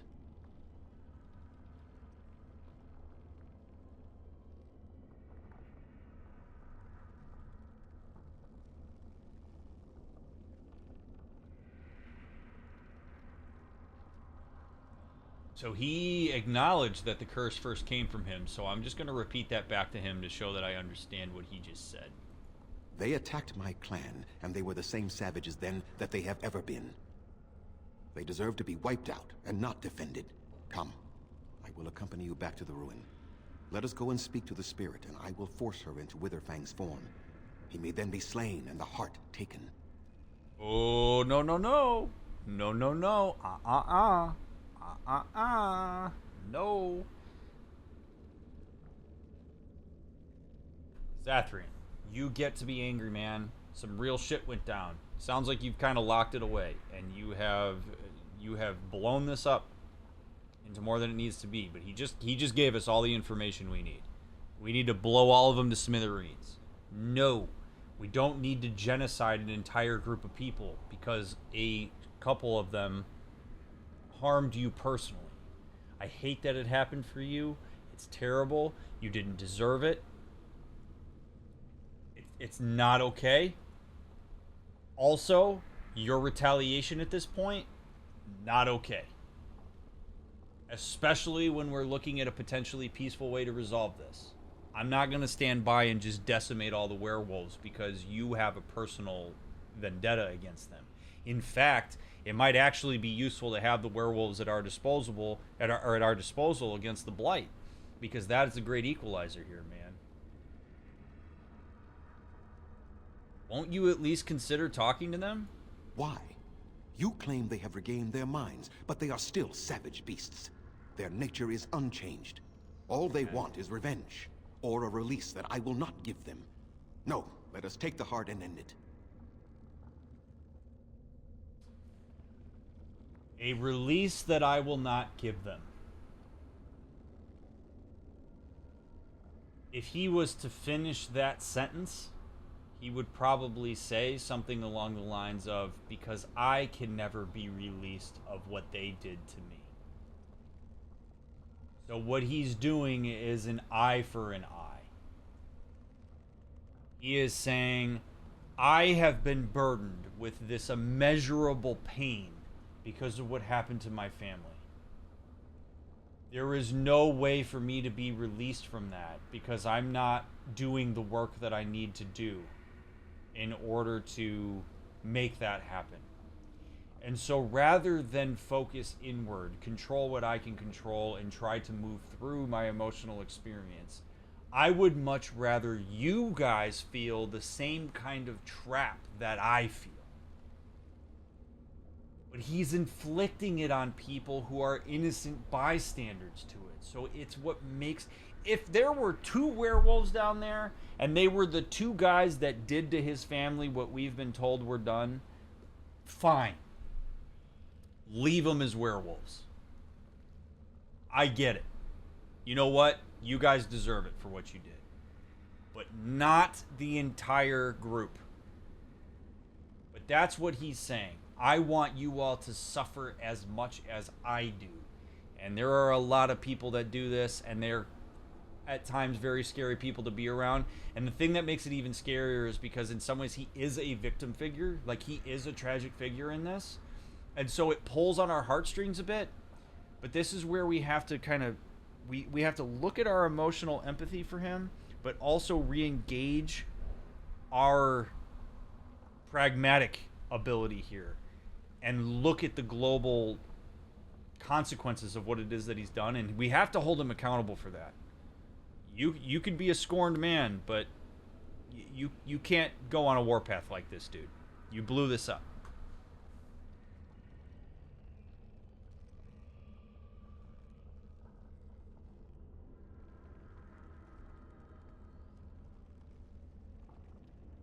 Oh, boy. I need to get him in front of her. Yeah, is this that similar mindset of if I can cause similar pain to others, they can sympathize with my own pain? Yes, but it rarely works that way, because at the end of the day, people are selfish. And so they're going to be more focused on their own pain rather than necessarily using it to empathize. Especially because he's the one that created the pain. That would be like if the humans were to ask Zathrian to empathize with the reasons why they raped his kid. Or his wife, or whoever it was. Like, he's not going to hear that. And I wouldn't expect him to hear that. So, because he's the antagonizer here, it makes it a little bit more tricky. Alright, so right here, right? He just laid down a really strong boundary. A release that I will not give them.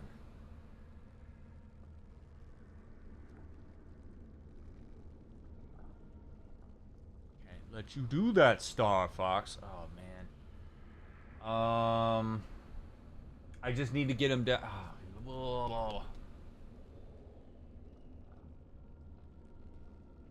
I'm gonna ask the question. I really think that's me saying this is not necessarily helpful right now. Let's see if we can wiggle our way into his psyche and get in there and maybe find the vulnerability. You still have so much hatred after all this time? You were not there. You did not see what they did to my son. To my daughter, and so many others. You are Elven. You know what it is like to have injustice thrown in your face. Their crimes could not go unanswered. Which is all the more reason, Zathrian, why you should be interested in why I am not directly trying to antagonize the werewolves. See, he's spinning my potential empathy as an elf, which is convenient for him right now, by the way. He's trying to do that to get me to understand his plight instead of looking inward and going, wait a second. This elf, who understands what it's like to have injustice thrown in his face, and if he was any degree curious about my experience, he would know that the entire reason I'm here in the first place is because of something like that happened to me. Yet that elf, who has that empathy, is doing something outside of what I would expect. That's really interesting. Why might that be? That is higher order thinking on Zathrian's part.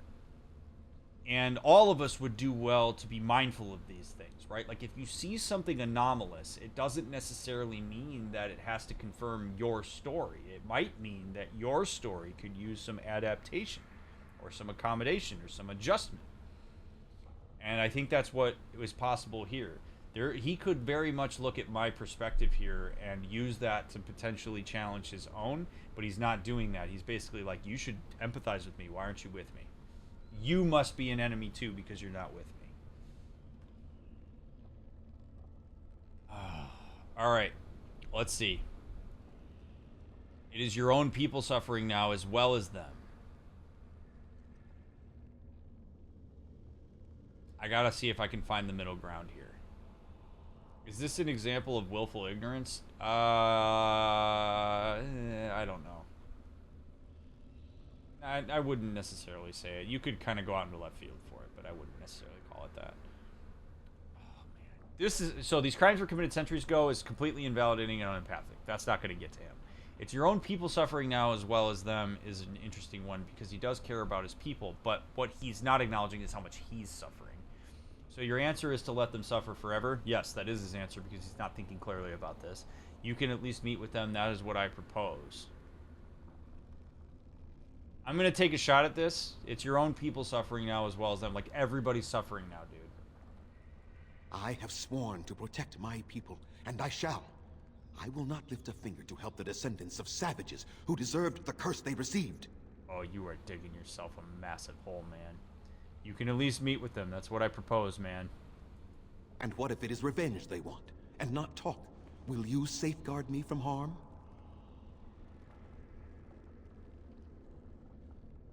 will unless you attack first. I could say I don't think it will come to that, but that's not a good vote of confidence. Unless you attack first. You attack first, I'm out. I think that's honest. I fail to see the purpose behind this, but very well. It has been many centuries now. Let us see what the spirit has to say. Maybe. Here we go. Buckle up.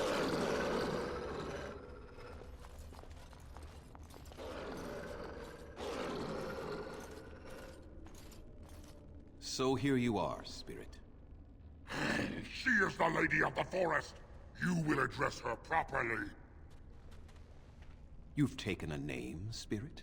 And you've given names to your pets? These beasts who follow you? It was they who gave me a name, Zathrian. And the names they take are their own. They follow me because I help them to find who they are. Who they are has not changed from whom their ancestors were. Wild savages. Worthless dogs. Their twisted shape only mirrors their monstrous hearts. He will not help us, lady. It is as I warned you. He is not here to talk. No, I am here to talk, though I see little point in it. We all know where this will lead. Your nature compels it, as does mine. It does not have to be that way. There is room in your heart for compassion, Zathrian. Surely your retribution is spent. My retribution is eternal, spirit. As is my pain. This is justice, no more. Are you certain your pain is the only reason you will not end this curse? Have you told the mortal how it was created?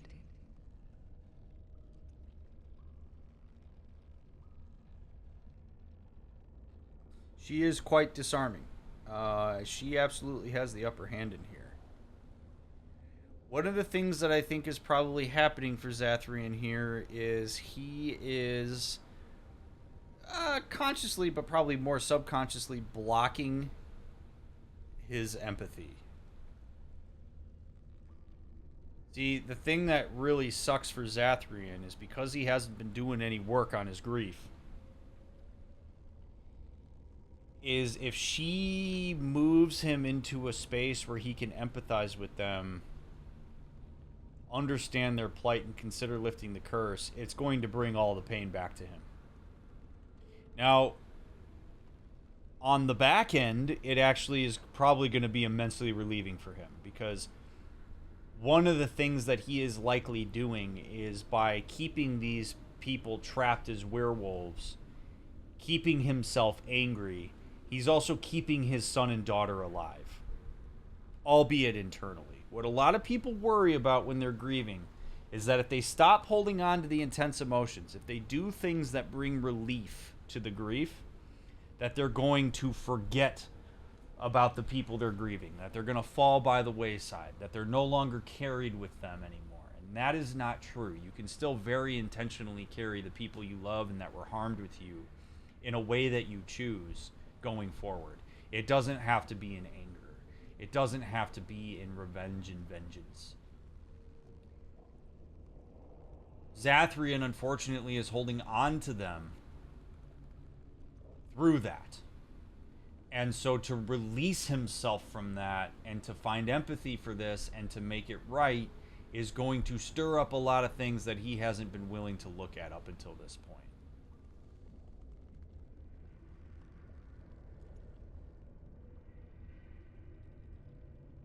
She is taking a gentle approach with him, and he is staying very rigid as a result. It makes him the more dangerous party here. And if I'm mediating this conversation, one of the things that I'm going to continue to try to do with Zathrian is empathize with him as best like, hey man, I know this is painful. I know that the idea of releasing these people of this curse is something that's going to stir up a lot of stuff. I'm with you, man. And I also think that it's very important for us to work with the variables we have now.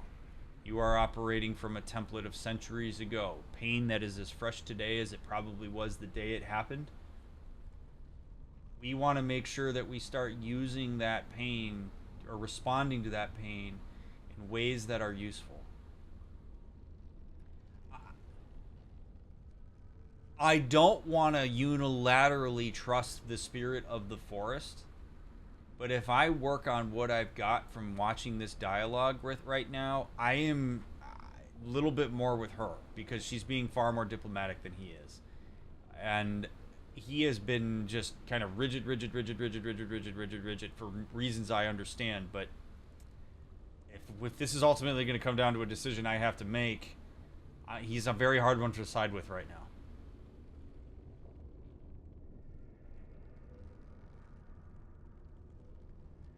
Okay, so have you told the mortal how I was created? I am going to say that I didn't understand it and see what she's, even though I did, and see what she says, and we'll see how it matches up. Yep, pretty much, Dead Snark. Yep. This is an old forest mortal, and I am its spirit, its heart. I was not summoned from across the Vale, but pulled from the trees, the rock, and soil. I was bound to the body of the great wolf Witherfang, not possessed, like a Sylvan or the undead, but bound into one being. Such powerful magic, however, could not be accomplished without Zathrian's blood. The curse and his life are intertwined. Your people believe you have rediscovered the immortality of their ancestors, Zathrian, but that is not true.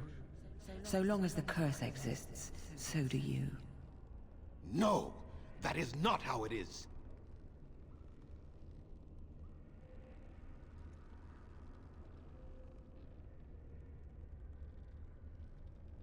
Oh boy. Well, Zathrian, I'm gonna need you to tell me how it is. You can't just deny it and expect that I'm gonna... give me something, brother, because if you don't give me something here, we're in big trouble. Oh, we're in big trouble if you don't speak up, man. Now, I will say this. Can you blame him? Who wants to die? I think that's fair.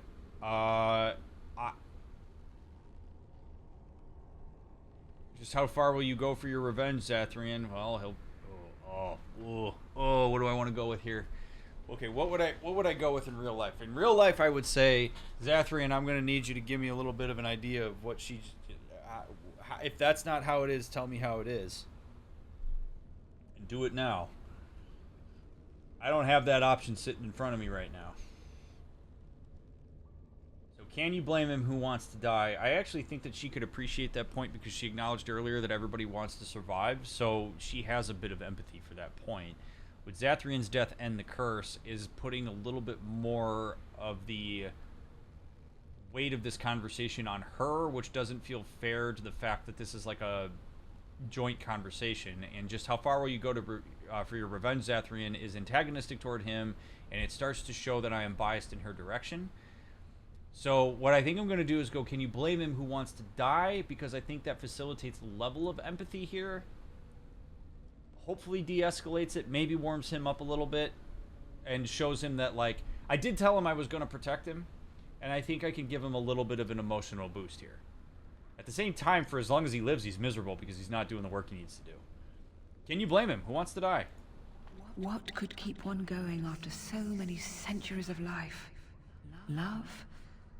Or a bitter hatred that clutches at a heart that should long ago have ceased beating? The curse would not end with Zathrian's death.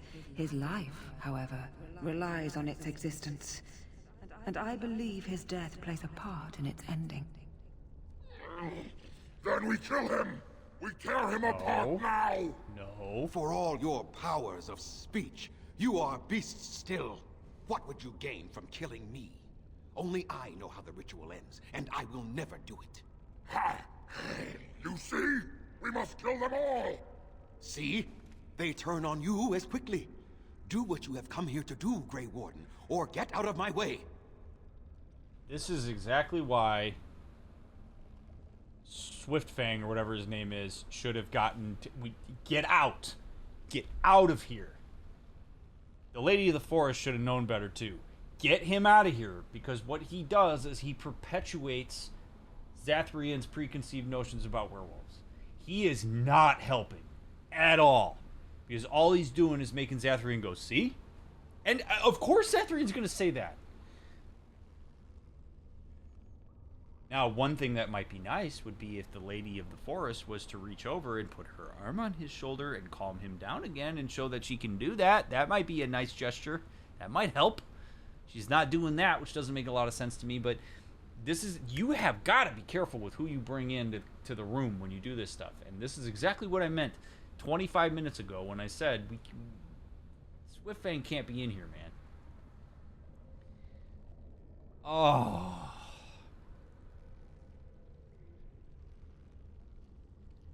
Swiftrunner, that's his name. Oh, Jesus, man. I don't care, Zathrian. I won't help you do this. You'll end that curse if I have to force you myself. That's a big statement, man. I don't feel compelled to help him do this. I really don't. He has given me no information that sways my perspective on this, which tells me that there is truth to what is being said here. To me, with all the information I have to this point, everything that we've heard and gathered, I don't want to bring myself to go after Swiftrunner, and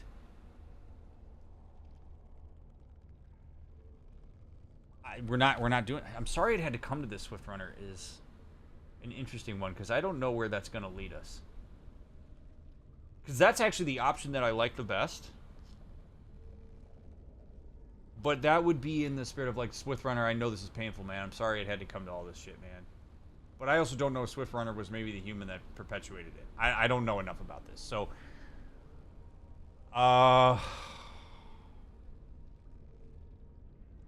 yeah, I think so, Floaty, and I don't want to do that. So, like, I'm gonna say I won't help you do this, man. I won't help you do this. We're standing for what's right here, no matter what. Then you die with them. All of you will suffer as you deserve.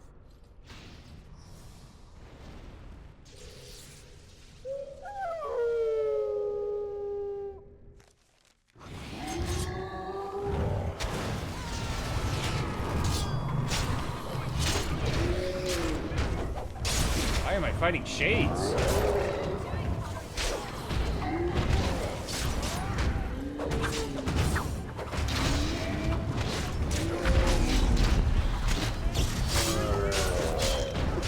Did Zathrian conjure them? You guys want to maybe help? Oh no, Zathrian conjured this. Oh shit, dude. Oh, we're in trouble. It's okay.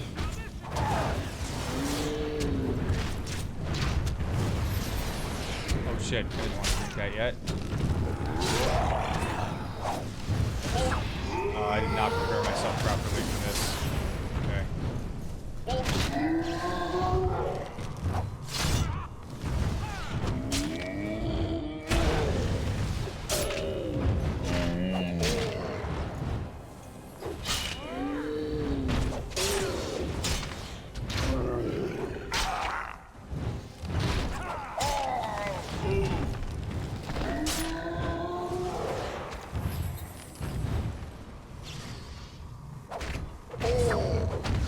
Take the Sylvans down.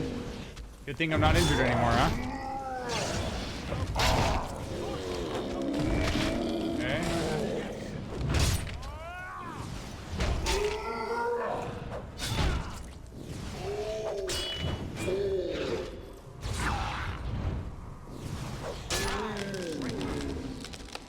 Look at that. It makes me think that he is the one who summoned all the spirits and caused all these problems.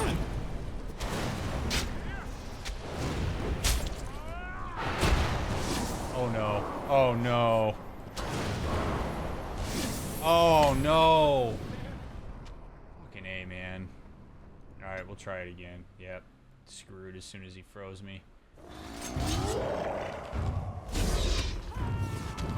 Here, let's get Zathrian.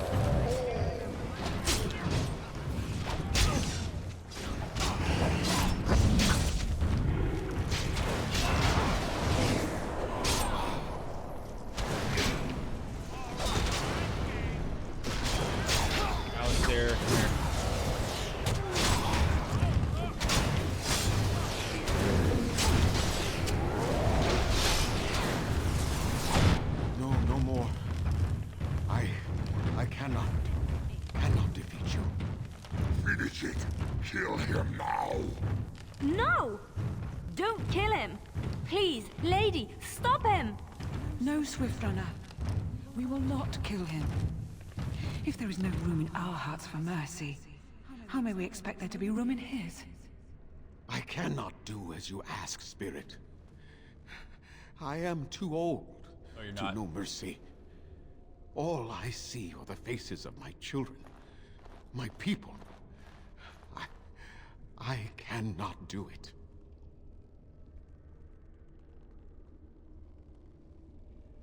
You can. And this is where we're going to have the timeless, age-old conversation that we've had in other playthroughs about using the word can't when you really mean won't. People use the word can't very frequently in order to defer accountability.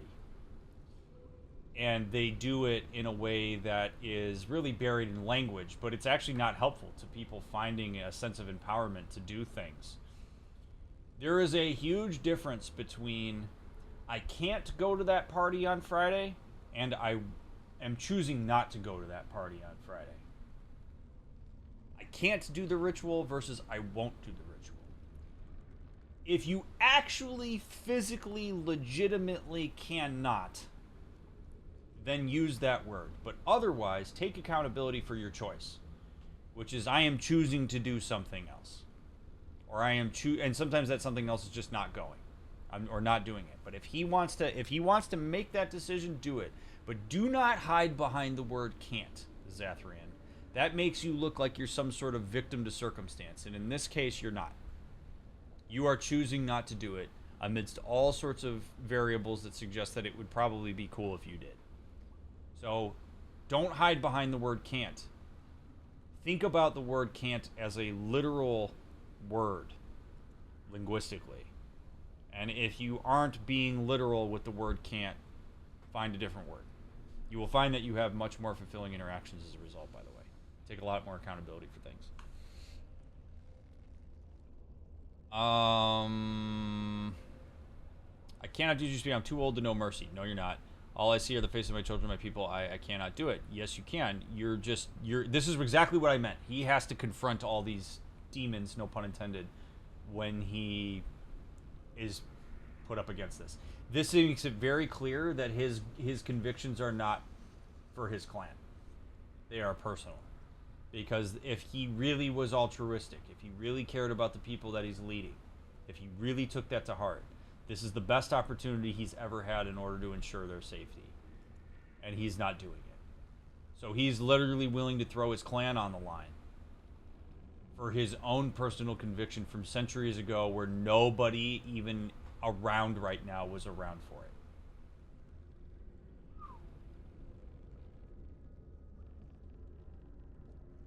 Hasn't this gone on long enough, Zathrian? Perhaps I have lived too long.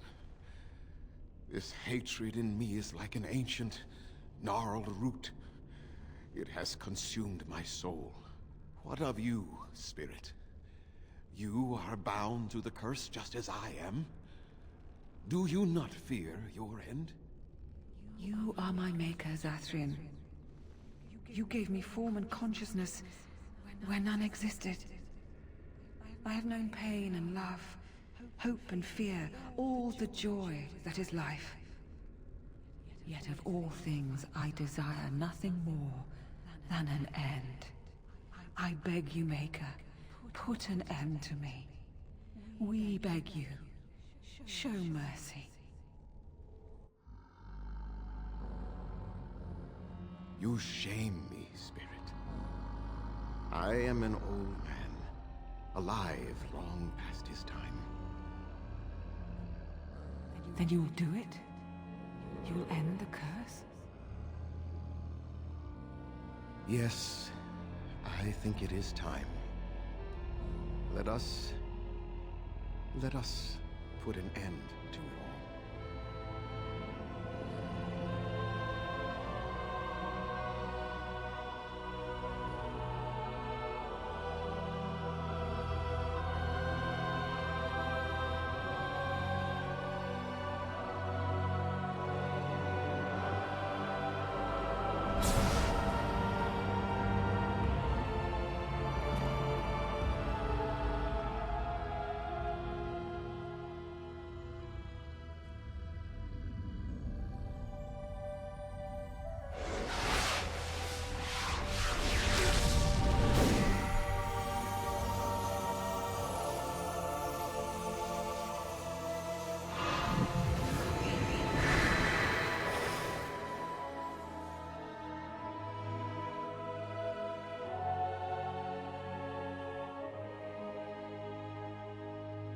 It's over.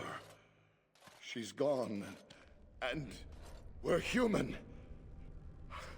I can scarcely believe it.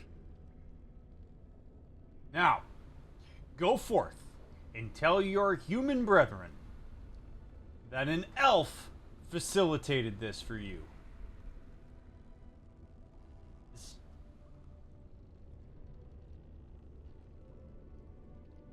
I do good work. Time to pay up. But see, I'm not actually kidding, by the way. I think it is incredibly important that these humans internalize the fact that an elf was the one who did this. I did not have to do it. So no, do you deserve to pay for the sins of your forefathers? No. But you also damn well, I swear to God, if I find you in a place where you are subjugating elves, if I find out that you are treating them like shit and you pull anything remotely close to what you just bared witness to about why this existed in the first place, I swear to God, I will kill all of you. Don't even think about it. Like, I could almost, it would be, how hilarious would it be if this guy, like, comes to and he goes, oh, a fucking elf? Like, I'd be like, no, no.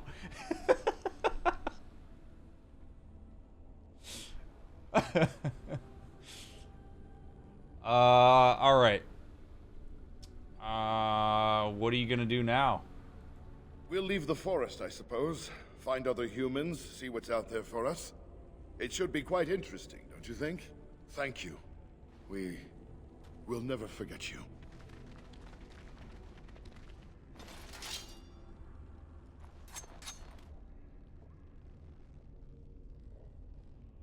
Wow. That was a hell of a thing, man.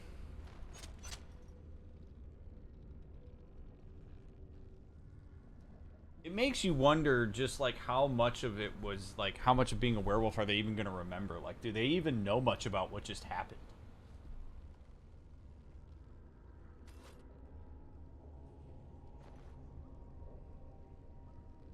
Here's hoping, man. Here's hoping that that works for us at some point. Now the really tricky part about this is going to be going back to the Dalish camp and saying, by the way, Zatharian's not here anymore. But curse is lifted. We'll see how they take it. Something tells me that they may be relieved, because I get the sense that vibes on Zatharian were a little mixed. But we have just disposed of the leader of the Dalish camp, so we're going to have to figure out a way to get their buy-in into all of this again as well.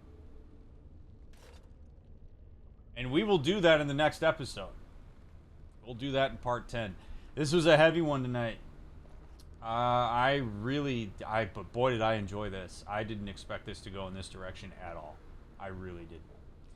So, those of you that are watching this on YouTube, thank you so much for watching. Really, really appreciate it. I hope you enjoyed this. I hope that my thoughts and analysis and process was meaningful to you in some way. Feel free to leave a comment as always. I do really love reading them. And make sure you like this on your way out. Make sure you subscribe to the channel. Follow all the links. If you want announcements about the stream, including the stream schedule, you will get that in Discord. Really, really love this. This has been a lot of fun. And I appreciate that you've made it all this way. And I can't believe we're already going into part 10 on the next one. So if you're binging, I'll see you over there. Appreciate y'all. I'll catch you on the next one. And I'm looking forward to it immensely.